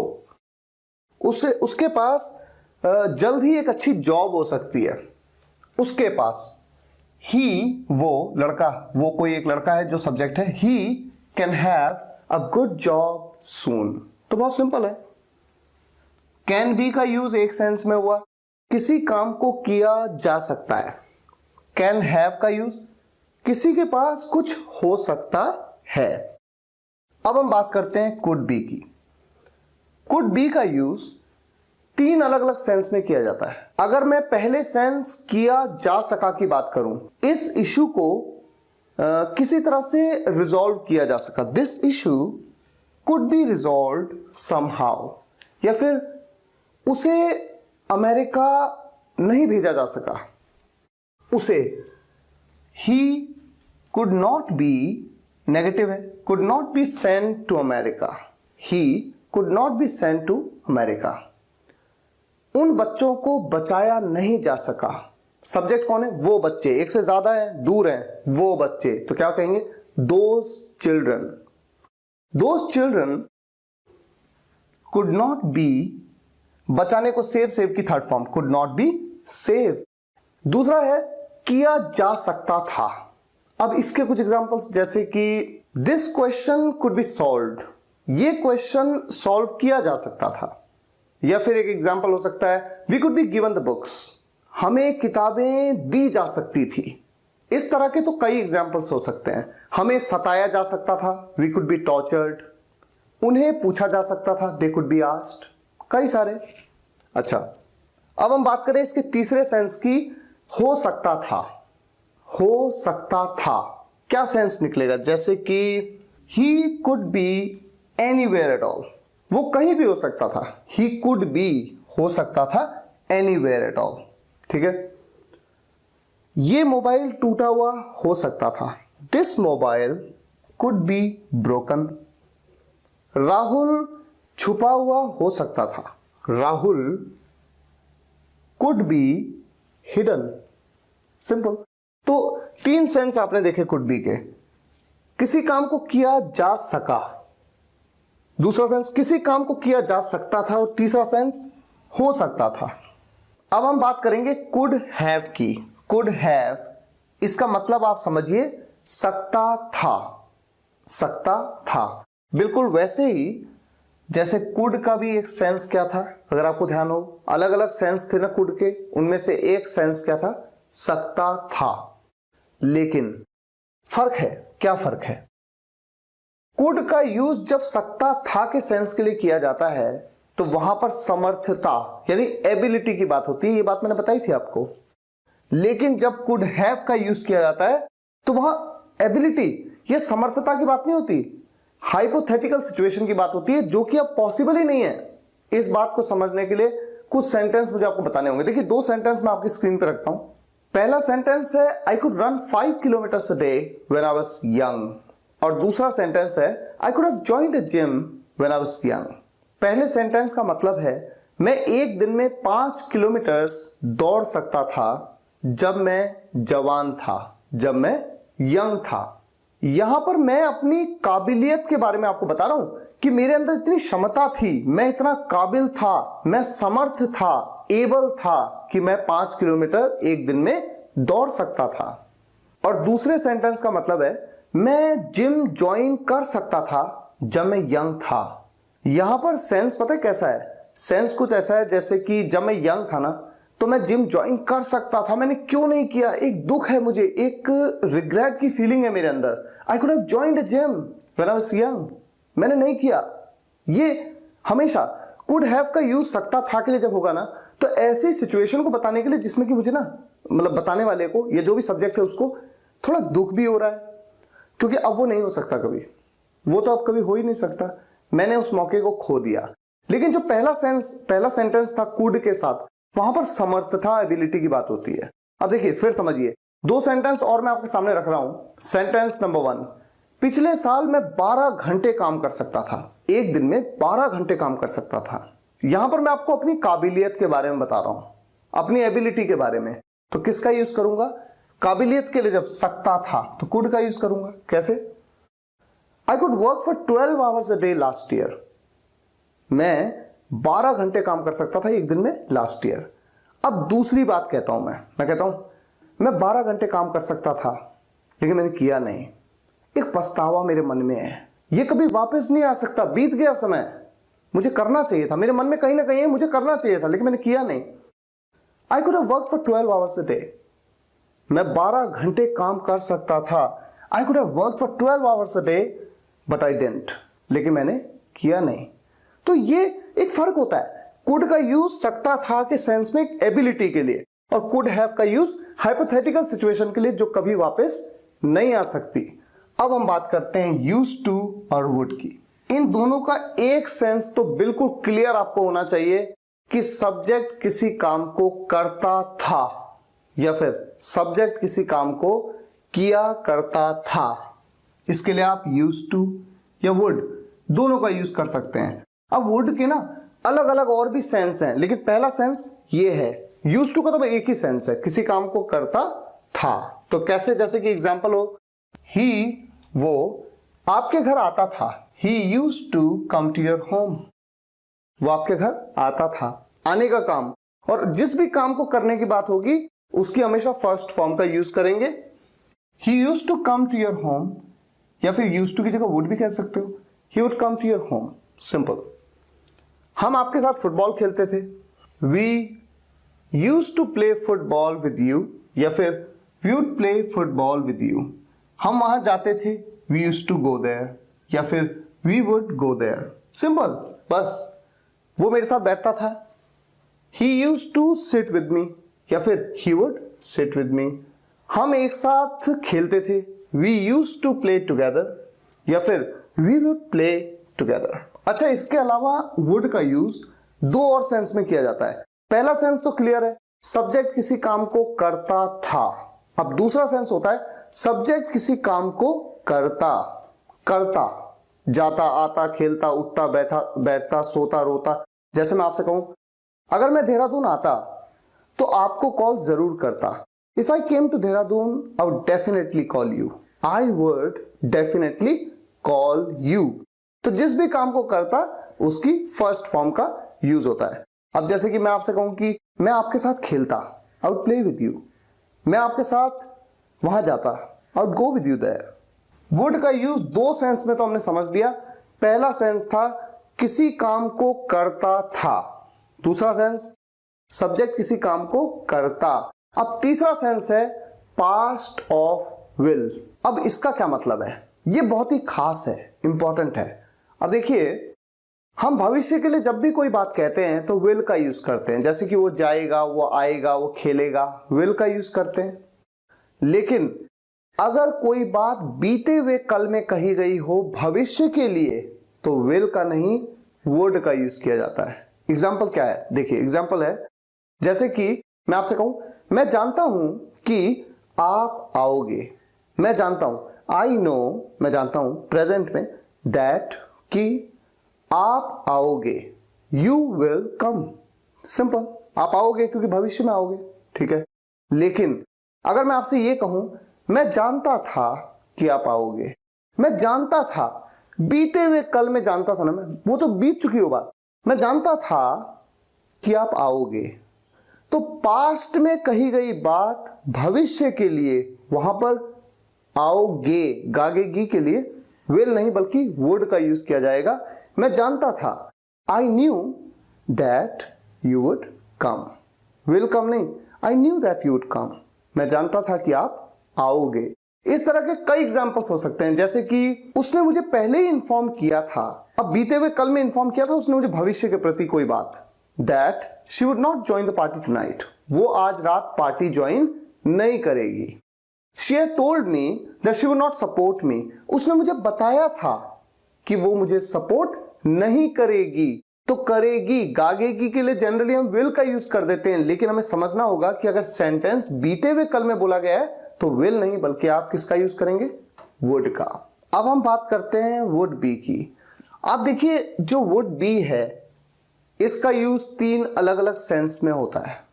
पहला सेंस होता, दूसरा सेंस सब्जेक्ट कोई काम कर रहा होता, और तीसरा सेंस सब्जेक्ट कोई काम प्रेजेंट में कर रहा होगा। एक एक करके एग्जांपल्स लेते हैं तो आसानी से समझ में आने लगेगा। पहला जो है होता, इसके एग्जांपल्स क्या हो सकते हैं, I would be in America today but I left the job and came back to my country, मैं आज अमेरिका में होता, होता वुड बी होता, मैं आज अमेरिका में होता लेकिन मैंने जॉब छोड़ दी और अपने देश वापस आ गया। You'd be my best friend today but you cheated on me, आप आज मेरे सबसे अच्छे दोस्त होते, होते ये वुड बी होता, but you cheated on me, लेकिन आपने मुझे धोखा दिया। We would be together if you supported me, हम साथ साथ होते इफ यू सपोर्टेड मी, अगर आपने मुझे सपोर्ट किया होता। दूसरा सेंस मैंने जो आपको बताया, सब्जेक्ट कोई काम कर रहा होता, I would be calling people, मैं लोगों को कॉल कर रहा होता, I would be calling people to sell companies products, मैं लोगों को कंपनी के प्रोडक्ट सेल करने के लिए, बेचने के लिए कॉल कर रहा होता। तो जिस भी काम को कर रहा होता उसकी आईएनजी फॉर्म का यूज करना है, बस इतना आपको ध्यान रखना है। I would be calling, calling ING. She would be making you fool, वो आपको बेवकूफ बना रही होती। We would be just wasting our time for no reason, हम अपना समय खराब कर रहे होते, फॉर नो रीजन यानी कोई रीजन के बिना, बिना किसी कारण के बेफजूल में अपना समय खराब कर रहे होते। तीसरा सेंस वुड बी का, सब्जेक्ट कोई काम प्रेजेंट में कर रहा होगा। ये वाला सेंस बहुत ही इंपॉर्टेंट है। कैसे, समझना जरा इसको आप। मैं आपसे कहता हूं धोनी अगला मैच खेल रहा होगा, रहा होगा, रही होगी, रहे होंगे, अगला मैच खेल रहा होगा, यानी फ्यूचर की बात हो रही है, फ्यूचर भी आया नहीं है। तो फ्यूचर, जब फ्यूचर की बात हो, रहा होगा, रही होगी, रहे होंगे, तो future continuous tense will be का आप यूज करते हैं। Dhoni will be playing the next match, simple. लेकिन जब हम कहते हैं धोनी इस वक्त खेल रहा होगा, अब ध्यान से सोचिए, रहा होगा आया, रहा होगा, लेकिन बात प्रेजेंट में हो रही है। धोनी इस वक्त खेल रहा होगा, मैं ये थोड़ी कह रहा हूं कि धोनी अगले साल खेल रहा होगा, फ्यूचर में नहीं, प्रेजेंट की बात कर रहा हूं। धोनी इस वक्त खेल रहा होगा, तो ऐसा रहा होगा, रही होगी, रहे होंगे जो प्रेजेंट में हो ना, उसमें विल बी नहीं वुड बी का यूज करेंगे और आप कहेंगे Dhoni would be playing right now. तो ऐसा कोई भी सेंटेंस जिसे सब्जेक्ट कर रहा होगा प्रेजेंट में, ऐसे में आप वुड बी का यूज करते हैं। कुछ और एग्जांपल्स मैं आपके सामने रखता हूं। She would B looking for you, अब ये सेंटेंस देखिए, she would B looking for you, वो आपको ढूंढ रही होगी, वो आपको ढूंढ रही होगी, इस वक्त की बात हो रही है। प्रेजेंट में रहा होगा, रही होगी, रहे होंगे आ रहा है, विल बी थोड़ी लगाएंगे आप, वुड बी का यूज करेंगे। They would be planning to meet you, वो आपसे मिलने की प्लानिंग कर रहे होंगे। Rashmi would be sleeping right now, Rashmi इस समय सो रही होगी। तो कुल मिलाकर सब्जेक्ट किसी काम को कर रहा होगा प्रेजेंट में, ऐसे में आप क्या यूज करेंगे, वुड बी का। तो 3 सेंस इसके क्लियर हो गए। अब बात करते हैं वुड हैव की। वुड हैव का केवल एक सेंस होता है, सब्जेक्ट किसी काम को बीते हुए कल में यानी पास्ट में कर चुका होगा। एक सिंपल से एग्जांपल से इस बात को समझते हैं। मैं आपसे कहता हूं कोहली कल इस समय तक खेल चुका होगा, कोहली कल इस समय तक खेल चुका होगा। अब कल आने वाला कल ना, तो चुका होगा, चुकी होगी, चुके होगे के लिए आप क्या यूज करते हैं, विल हैव, विल हैव। तो आप सिंपल सा कैसे बनाएंगे sentence, Kohli will have played by now tomorrow. ये फ्यूचर परफेक्ट का सेंटेंस हो गया। कोहली कल इस समय तक खेल चुका होगा। लेकिन अगर मैं आपसे कहूं कोहली अब तक खेल चुका होगा, अब तक खेल चुका होगा, यानी कि ये जो प्रेजेंट है ना, प्रेजेंट, इस पे भी वो खेल चुका होगा, यानी कि उसके द्वारा खेलने के काम को किया जा चुका होगा बीते हुए कल में। तो चुका होगा, चुकी होगी, चुके होगे को देख के दिमाग में आपके तुरंत आता है कि विल हैव का यूज किया जाए, क्योंकि फ्यूचर का परफेक्ट टेंस है, ऐसा नहीं है जरूरी। सेंटेंस का सेंस समझना होगा। कोहली इस वक्त तक खेल चुका होगा, अब यहां पर फ्यूचर की कोई बात ही नहीं हो रही है। तो जब प्रेजेंट में कोई सब्जेक्ट किसी काम को कर रहा होगा, तो ऐसे में विल बी नहीं बल्कि वुड बी का यूज जैसे मैंने किया। उसी तरह से अगर बीते हुए कल में कोई सब्जेक्ट किसी काम को कर चुका होगा, तो चुका होगा के लिए विल हैव का नहीं बल्कि आप क्या यूज करेंगे, वुड हैव का। और तब आप कहेंगे Kohli would have played by now, Kohli would have played by now. या फिर कुछ और एग्जांपल्स लें, जैसे कि मैं आपसे कहता हूं the train would have left by now, train अब तक निकल चुकी होगी। They would have eaten the food, वो खाना खा चुके होंगे। My sister would have reached Delhi airport, मेरी सिस्टर दिल्ली एयरपोर्ट पहुंच चुकी होगी। तो हमेशा याद रखें सब्जेक्ट किसी काम को कर चुका होगा पास्ट में, ये नहीं कि कर चुका होगा भविष्य में, भविष्य में होगा तो विल हैव, लेकिन अगर पास्ट में कर चुका होगा तो क्या यूज करेंगे, वुड हैव। अभी मैं 2-2, 3-3 एग्जांपल दे रहा हूं, नोट्स में बहुत कुछ मिलेगा आपको, ठीक है। अब आगे मूव करते हैं, हम मूव करते हैं मे पे। मे का यूज किसी भी सेंटेंस में केवल 3 सेंस में किया जाता है। पहला सेंस सकता है या सकता था, पॉसिबिलिटी के केस में संभावना की बात होती है, सकता है या सकता था। दूसरा सेंस सकता है अनुमति लेने या देने के लिए, परमिशन लेने या देने के लिए। और तीसरा सेंस विश या होप करने के लिए, उम्मीद करने के लिए, किसी को अच्छी विश करने के लिए। एग्जाम्पल्स की अगर हम बात करें, पहले सेंस की बात करते हैं, सकता है या सकता था, पॉसिबिलिटी यानी संभावना के लिए। इट मे रेन टुडे, आज बारिश हो सकती है। देखिए हो सकती है, उसके लिए मे का यूज किया, संभावना है। इट मे रेन यस्टरडे, कल बारिश हो सकती थी, पास्ट में किसी पॉसिबिलिटी के लिए। ही मे कम टू ऑफिस टुडे, वो आज ऑफिस आ सकता है, आज आने की उसकी संभावना है। ही मे कम टू ऑफिस यस्टरडे, वो कल ऑफिस आ सकता था। तो सकता है या सकता था, पॉसिबिलिटी की जहां भी बात आएगी आप मे का यूज कर सकते हैं। और ये भी मैं आपको बता दूं, जब मैंने कुड के बारे में आपको बता रहा था, मैंने बताया था आपको कि पॉसिबिलिटी के केस में कुड, मे और माइट तीनों में से किसी का भी यूज किया जा सकता है। दूसरा सेंस है सकता है परमिशन लेने या देने के लिए। एग्जाम्पल्स क्या हो सकते हैं, मे आई कम इन मैम, क्या मैं अंदर आ सकता हूं मैम। मे आई सिट, क्या मैं बैठ सकता हूं। मे आई टॉक टू विभाती, क्या मैं विभाती से बात कर सकता हूं। और जैसा कि पहले भी बताया जा चुका है, आप कैन, कुड और मे तीनों का यूज कर सकते हैं परमिशन लेने या देने के लिए। तीसरा सेंस मे का क्या है, विश या होप करने के लिए, टू विश और hope. Examples, may you succeed in life, भगवान करे आप अपने जीवन में सफल हों। एक विश कर रहे हैं आपके लिए। मे से शुरुआत होती है ऐसे सेंटेंसेस की, और सेंटेंस के एंड में एक एक्सक्लेमेशन मार्क लगता है। आपने अक्सर इस तरह के सेंटेंसेस देखे होंगे। May you pass the exam, भगवान करे आपका एग्जाम पास हो जाए। May you win the match, भगवान करे आप मैच जीत जाएं। तो आपने देखा कि हमने मे का यूज 3 सेंस में किया। अब माइट की बात करते हैं। माइट का यूज एक सेंस में किया जाता है और वो सेंस होता है पॉसिबिलिटी का सेंस। पॉसिबिलिटी, सकता है या सकता था। जैसे कल बारिश हो सकती थी, इट माइट रेन येस्टरडे। जहां पर मे का भी यूज कर रहे हैं, कुड का भी यूज कर रहे हैं, माइट का भी कर सकते हैं, इट माइट रेन येस्टरडे। या फिर आज बारिश हो सकती है, इट माइट रेन टुडे। वो आपके घर आ सकता है, he might come to your home.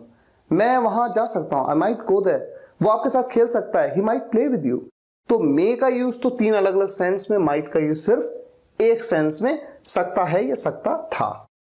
अब बात करते हैं मे या माइट के साथ बी या हैव की। मे बी हो चाहे माइट बी हो, या फिर मे हैव हो चाहे माइट हैव हो, मीनिंग बिल्कुल सेम होता है, ज्यादा फर्क होता नहीं है। बस एक बात जो कही जाती है वो ये कि जब भी सेंटेंस में मे का यूज होगा तो एक स्ट्रॉन्ग पॉसिबिलिटी की बात होगी, ज्यादा उम्मीद है, ज्यादा संभावना है कि वो चीज हो जाए। और जब माइट का यूज होगा तो पॉसिबिलिटी बहुत कम होगी। क्या एग्जांपल्स हो सकते हैं? देखिए 2 सेंटेंस आपकी स्क्रीन पे आपके सामने है। पहला sentence, he may go to Delhi. ये सेंटेंस इस संभावना को बताता है कि उसकी दिल्ली जाने की संभावना ज्यादा है, काफी संभावना है कि वो दिल्ली जाए। और दूसरा वाला सेंटेंस जब हम कहते हैं ना, तो ऐसा लगता है जैसे कि हम श्योर नहीं है कि वो दिल्ली जाएगा भी कि नहीं जाएगा, हो सकता है चला जाए, बहुत कम संभावना है, he might go to Delhi.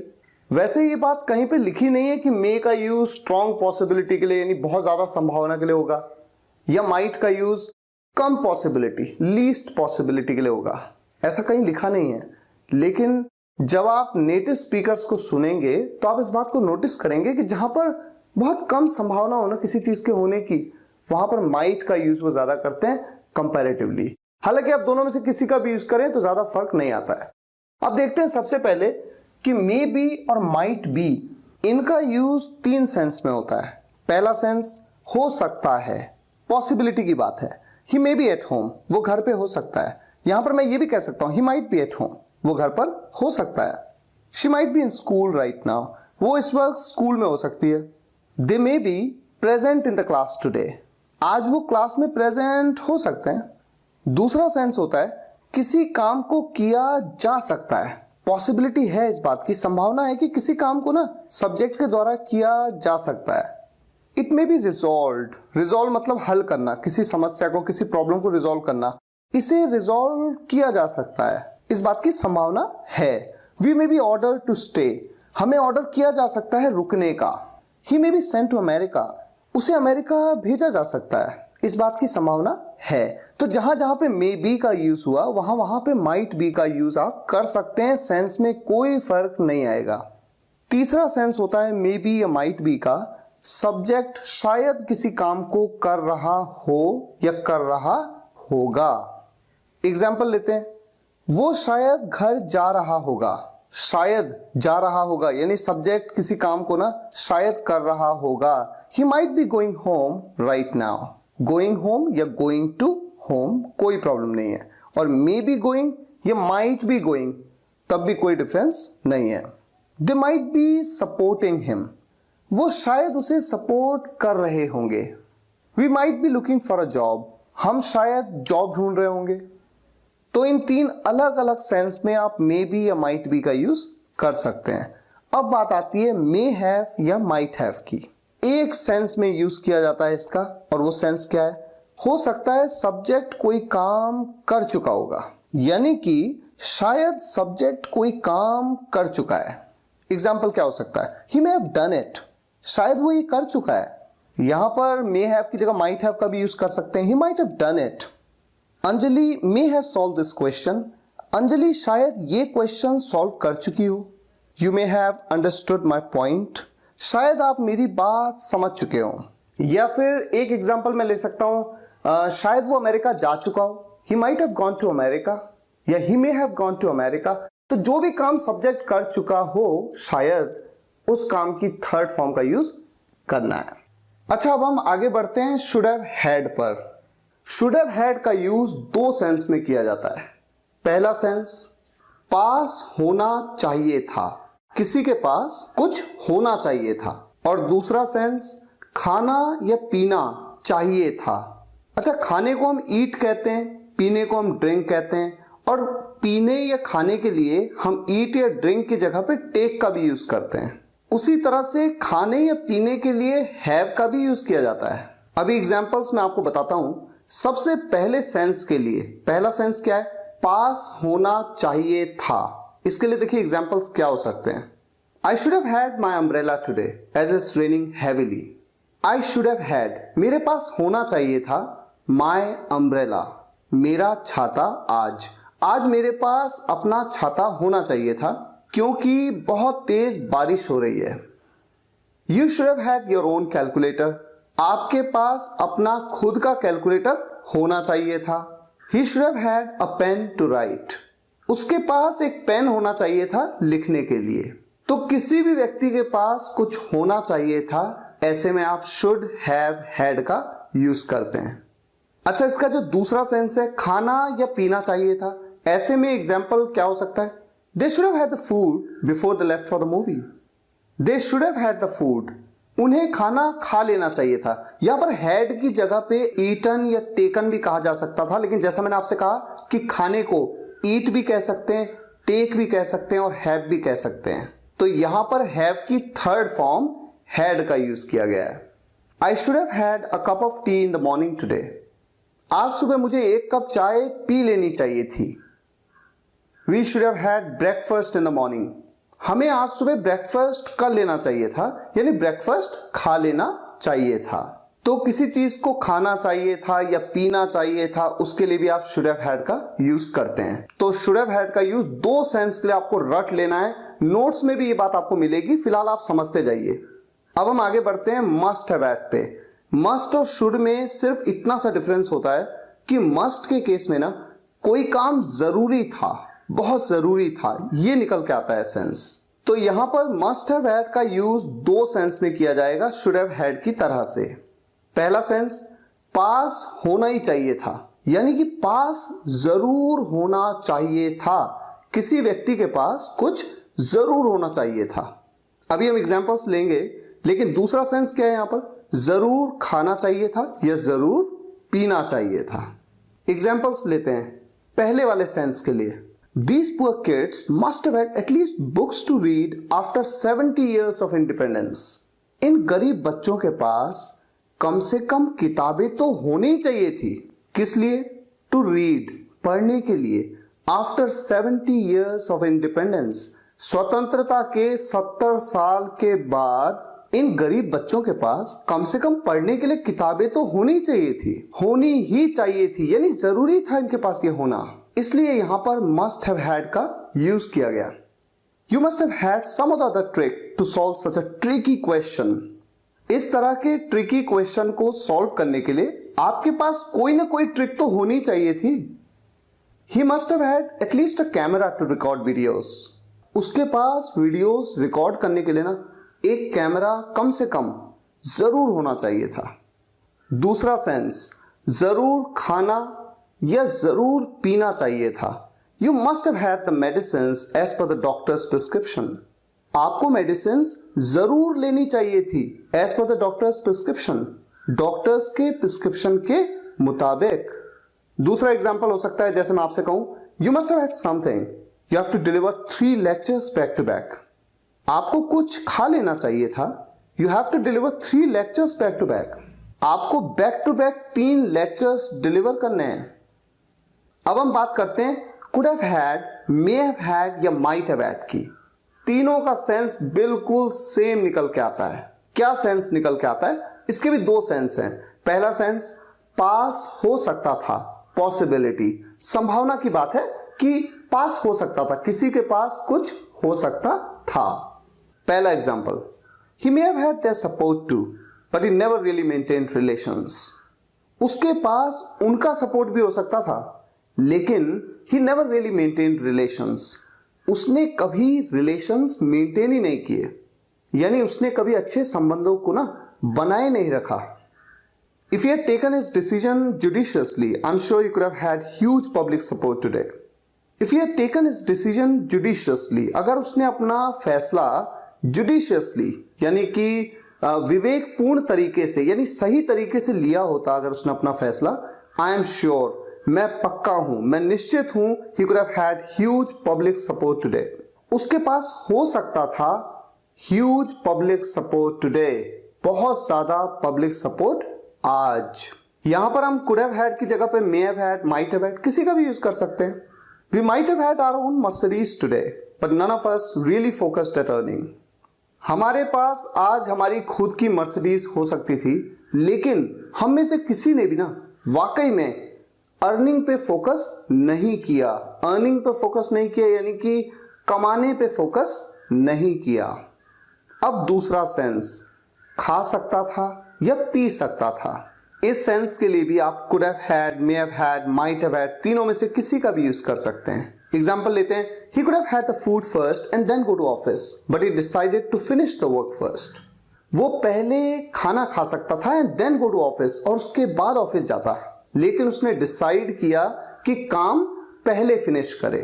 She might have had a cup of coffee before leaving home. वो कॉफी पी सकती थी घर से निकलने से पहले। तो कोई भी व्यक्ति कुछ खा सकता था या पी सकता था, जो उसने नहीं किया, बीत गई ना बात, पी सकता था या खा सकता था। ऐसे में आप could have had, may have had या माइट हैव हैड, तीनों में से किसी का भी यूज कर सकते हैं। अब हम आ जाते हैं वुड हैव हैड पे। वुड हैव हैड का मतलब क्या है? पास होता, सिंपल, किसी के पास कुछ होता। एग्जाम्पल क्या हो सकता है? If you had devoted yourself to learn English, you would have had a good job today. अगर आपने इंग्लिश सीखने के लिए ना अपने आप को डिवोट किया होता, पूरी जान लगा दी होती, अगर आपने, you'd have had a good job today, आपके पास होती एक अच्छी जॉब आज आपके पास एक अच्छी जॉब होती। I would have had that party's support if I'd followed their advice. मेरे पास उस पार्टी का सपोर्ट होता if I'd followed their advice, अगर मैंने उनकी सलाह मानी होती। You wouldn't have had this award in your hand if Dhoni hadn't motivated the team. You wouldn't have had this award in your hand. ये award आपके हाथ में नहीं होता, यानी आपके पास नहीं होता ये अवार्ड आपके हाथ में if Dhoni hadn't motivated the team. अगर धोनी ने टीम को मोटिवेट नहीं किया होता तो। अब हम बात करते हैं हैज बीन और हैव बीन की। हैज बीन या हैव बीन का यूज तीन सेंस में किया जाता है, इसे ध्यान से समझिएगा, बहुत ही इंपॉर्टेंट है। पहला सेंस आप में से हर कोई जानता है, किसी समय से कर रहा है, यानी कि सब्जेक्ट किसी काम को किसी समय से, कोई समय दिया गया होगा ना, उस समय से कर रहा है। प्रेजेंट परफेक्ट कंटिन्यूअस टेंस में, जहां पर आईएनजी का आप यूज करते हैं। अभी एग्जांपल्स में सब क्लियर होने वाला है। दूसरा सेंस होता है किसी समय से है विदाउट आईएनजी, यहां पर आईएनजी का यूज नहीं होता, अभी मैं आपको बताऊंगा। और तीसरा सेंस काम किया जा चुका है, किसी काम को किया जा चुका है, जैसे मुझे भेजा जा चुका है, उसे बताया जा चुका है। इस तरह के सेंटेंसेस प्रेजेंट परफेक्ट के पैसिव वॉइस सेंटेंस होते हैं। फिलहाल हम आगे बढ़ते हैं। सबसे पहला सेंस क्या है? किसी समय से कर रहा है। आप में से अधिकतर स्टूडेंट्स जो टेंस के सेंटेंसेस को बना सकते हैं ना, वो इजीली इस सेंस को समझ सकते हैं। He has been playing football since morning, वो सुबह से फुटबॉल खेल रहा है। सुबह से, तो देखिए सुबह से जब मैं कहता हूं ना, तभी तो कह रहा हूं किसी समय से कर रहा है। सब्जेक्ट किसी काम को कर रहा है, यहां पर क्या काम कर रहा है? फुटबॉल खेलने का काम कर रहा है।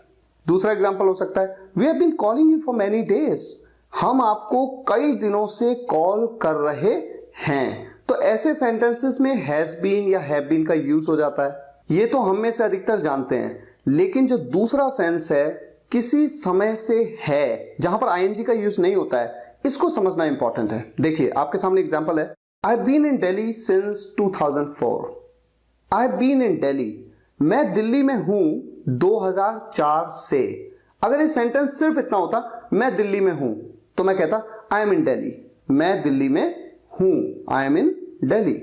लेकिन जैसे ही मैंने कहा 2004 से, किसी समय से, वो जैसे ही मैंने कहा ना किसी समय से, तुरंत यहां पर एम बदल गया हैज बीन या हैव बीन में, और आई के साथ क्या यूज करते हैं? Have been. तो इसलिए यहां पर यूज हुआ have been. I been in Delhi since 2004। अच्छा, मैं आपसे अगर कहूं वो घर पर है, वो घर पर है को आप कैसे बनाएंगे? He is at home, simple. लेकिन जैसे ही मैं कहता हूं वो काफी देर से घर पे है, वो काफी देर से घर पे है, काफी देर से, ये जो समय से की बात हो गई ना, इसीलिए तो यहां पर हैज बीन या हैव बीन में चेंज हो जाएगा। ही के साथ आप क्या लगाएंगे? Has been. He has been at home for a long. इसी तरह का एक एग्जांपल हो सकता है, he has been my friend since childhood. वो मेरा दोस्त है बचपन से। अगर यहां पर बस इतना समझ लीजिए समय से की बात ना होती ना, तो यहां पर हैज बीन की जरूरत ही नहीं थी। अगर मैं सिर्फ इतना कहता ही इज माई फ्रेंड, वो मेरा दोस्त है। लेकिन चूंकि मैंने कहा वो मेरा दोस्त बचपन से है, तो बचपन से जैसे ही समय से की बात आ गई, तुरंत आपने वहां पर हैज बीन या हैव बीन का यूज कर लिया। तीसरा सेंस, काम किया जा चुका है। सब्जेक्ट के द्वारा किसी काम को किया जा चुका है। प्रेजेंट परफेक्ट का passive voice, they have been asked, उन्हें पूछा जा चुका है। अब हमेशा एक चीज का ध्यान रखना है, चूंकि ये पैसिव वॉइस के सेंटेंस हैं, इनमें हमेशा वर्ब की थर्ड फॉर्म का यूज होगा। आस्क की थर्ड फॉर्म आस्क्ड का यूज हो रहा है ना, दे हैव बीन आस्क्ड। अच्छा, किसके द्वारा? काम को किया तो जा चुका है, पूछा जा चुका है, किसके द्वारा? अगर ये भी बताया गया हो तो कैसा सेंटेंस हो सकता है? They have been asked by the police, उन्हें पुलिस के द्वारा पूछा जा चुका है। यानी जिसके द्वारा उस काम को किया गया ना, बाय का यूज करते हैं पैसिव वॉइस में। We have been given the books, हमें किताबें दी जा चुकी हैं। We have been given the books by Rahul, हमें राहुल के द्वारा किताबें दी जा चुकी हैं। This movie has been seen, ये मूवी देखी जा चुकी है। जिस तरह से हैज बीन और हैव बीन का यूज तीन अलग अलग सेंस में हुआ। पहला सेंस क्या था? किसी समय से कर रहा है, सब्जेक्ट किसी काम को किसी समय से कर रहा है। दूसरा सेंस था किसी समय से है। तीसरा सेंस काम किया जा चुका है पैसिव वॉइस में। उसी तरह से हैड बीन का भी यूज ठीक इसी तरह के तीन सेंस के लिए किया जाता है।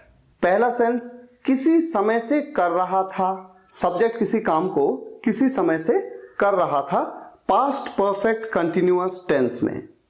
दूसरा सेंस किसी समय से था विदाउट आईएनजी, जहां पर आईएनजी का यूज ना हो, बिल्कुल वैसे ही जैसे हैज बीन और हैव बीन में हुआ। और तीसरा सेंस काम किया जा चुका था, पास्ट परफेक्ट के पैसिव वॉइस सेंटेंसेस। पहले सेंस के एग्जांपल क्या हो सकते हैं? He had been playing football since morning, वो सुबह से फुटबॉल खेल रहा था। We had been calling you for many days, हम कई दिनों से आपको कॉल कर रहे थे। बहुत सिंपल है ये। दूसरे सेंस में, जैसे मैंने पिछली बार एग्जांपल्स लिए थे, I had been in Delhi since 2004, मैं 2004 से दिल्ली में था। He had been at home for a long, वो काफी दिनों से घर पर था। काफी दिनों से यानी काफी लंबे समय से। He had been my friend since childhood, वो बचपन से मेरा दोस्त था। तीसरा सेंस काम किया जा चुका था। They had been asked by the police, उन्हें पुलिस के द्वारा पूछा जा चुका था। We had been given the books, हमें किताबें दी जा चुकी थी। This movie had been seen, ये मूवी देखी जा चुकी थी। ही हैड बीन टोल्ड, उसे बताया जा चुका था। वी हैड बीन सेंट, हमें भेजा जा चुका था। इस तरह के कई एग्जाम्पल्स हो सकते हैं। अब हम मूव करते हैं शुड हैव बीन पे। शुड हैव बीन, पहला सेंस होना चाहिए था। दूसरा सेंस किया जाना चाहिए था। पैसिव वॉइस है किसका? शुड हैव का। ये बात पैसिव ऑफ मॉडल्स के वीडियो लेक्चर में ऑलरेडी बता चुका हूं, तो रिपीट नहीं करूंगा, सिर्फ सेंस आपको समझाऊंगा एग्जांपल्स के साथ में। पहला सेंस होना चाहिए था, he should have been at home, उसे घर पे होना चाहिए था। We should have been in the gym right now, हमें इस वक्त जिम में होना चाहिए था। You should have been school right now, आपको इस वक्त स्कूल में होना चाहिए था। शुड हैव बीन का यूज किस सेंस में? होना चाहिए था। दूसरा सेंस किया जाना चाहिए था, किसी काम को ना किया जाना चाहिए था, पैसिव वॉइस का सेंटेंस है। और मैंने जैसा बताया पैसिव वॉइस में तो हमेशा वर्ब की थर्ड फॉर्म का आप यूज करेंगे। It should have been done, ये किया जाना चाहिए था। This mobile should have been sent for repairing, ये मोबाइल रिपेयरिंग के लिए भेज दिया जाना चाहिए था। We should have been sent back home. हमें घर वापस भेज दिया जाना चाहिए था। यानी कि जिस भी काम को करने की बात हो रही है ना, उसे किया जाना चाहिए था या किया जा चुका होना चाहिए था, कि अब तक तो वो हो ही चुका होता। और जिस तरह से शुड हैव बीन का यूज दो सेंस में हम कर रहे हैं, ठीक उसी तरह से मस्ट हैव बीन का यूज भी दो सेंस में करेंगे। और सेंस में फर्क क्या आएगा? जरूर, जरूर वाली बात।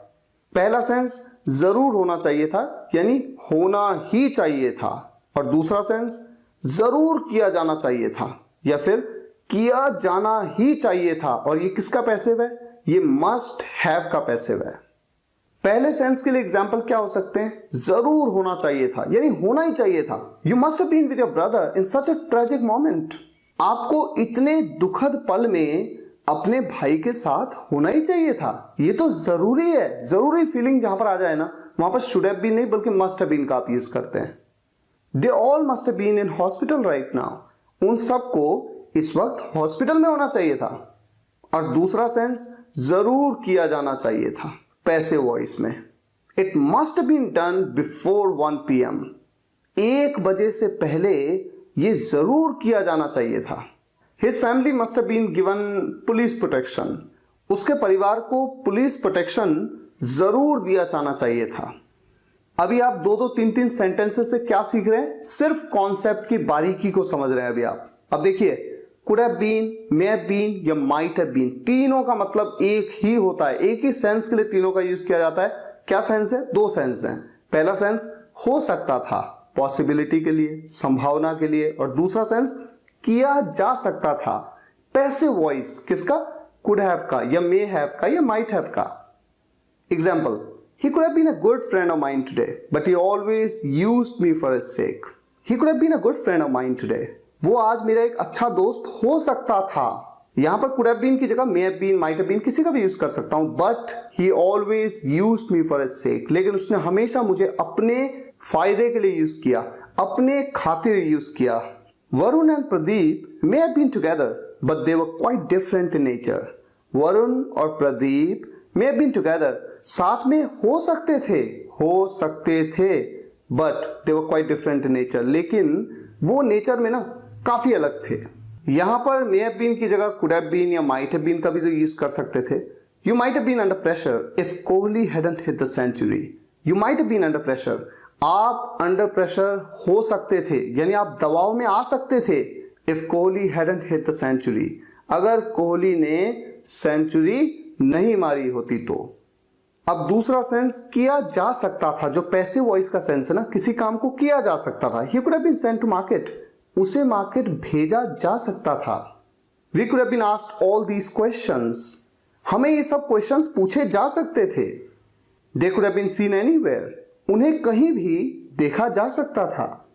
पहले सेंटेंस में भेजने के काम को किया जा सकता था, दूसरे सेंटेंस में पूछने के काम को, और तीसरे सेंटेंस में देखने के काम को किया जा सकता था। अब हम बात करते हैं वुड हैव बीन की। वुड हैव बीन का यूज 2 सेंस में किया जाएगा। पहला सेंस जो है ना, यह है होता या हो चुका होता या फिर बन चुका होता। और दूसरा सेंस काम किया जा चुका होता। ये पैसिव वॉइस है वुड हैव का। किसी काम को सब्जेक्ट के द्वारा किया जा चुका होता। पहले सेंस होता, हो चुका होता या बन चुका होता। इसके लिए एग्जांपल क्या हो सकता है? जैसे मैं आपसे कहूं, if you had informed him beforehand he would have been at home. अगर आपने उसे पहले ही इन्फॉर्म कर दिया होता, he would have been at home, he would have been at home. वो होता घर पर, यानी वो घर पर ही रहता, वो घर पर ही होता। दूसरा example, I would have been more satisfied if you had returned my money yesterday itself. I would have been more satisfied. मैं ज्यादा संतुष्ट होता या हो चुका होता, मैं ज्यादा संतुष्ट हो चुका होता या ज्यादा संतुष्ट होता if you had returned my money yesterday itself. अगर आप मेरा पैसा मुझे कल ही लौटा देते तो, अगर आप मेरा पैसा मुझे कल ही लौटा देते तो मैं ज्यादा सेटिस्फाइड होता। If I had studied well in school, I would have been an engineer, a teacher or a doctor today. अगर मैंने स्कूल में अच्छी पढ़ाई की होती, I would have been an engineer, a teacher or a doctor today. मैं आज एक इंजीनियर होता, टीचर होता या एक डॉक्टर होता। अब डॉक्टर होता या डॉक्टर बन चुका होता, बात लगभग एक जैसी है, इसलिए मैंने आपसे कहा कि वुड हैव बीन का पहला सेंस है होता, हो चुका होता या बन चुका होता। अब दूसरा सेंस जो इसका है, काम किया जा चुका होता, ये पैसिव वॉइस में है। They would have been caught by now, वो अब तक पकड़े जा चुके होते। पकड़ने के काम को ना किया जा चुका होता, किसके द्वारा ये नहीं बताया गया यहां पर। अगर बताना चाहें तो बता सकते हैं, they would have been caught by now by police, वो अब तक पुलिस के द्वारा पकड़े जा चुके होते। The culprits would have been sent behind the bars by now, दोषियों को would have been sent, culprits मतलब दोषी, दोषी जो है ना वुड हैव बीन सेंट, उन्हें भेजा जा चुका होता behind the bars, behind the bars यानी सलाखों के पीछे, बाय नाउ अब तक, दोषियों को अब तक सलाखों के पीछे भेजा जा चुका होता, यानी भेजने के काम को किया जा चुका होता। If we had requested we have been provided all the important documents, अगर हमने रिक्वेस्ट की होती हमें दिए जा चुके होते ऑल द इंपॉर्टेंट डॉक्यूमेंट्स, सभी इंपॉर्टेंट डॉक्यूमेंट्स, सभी महत्वपूर्ण दस्तावेज।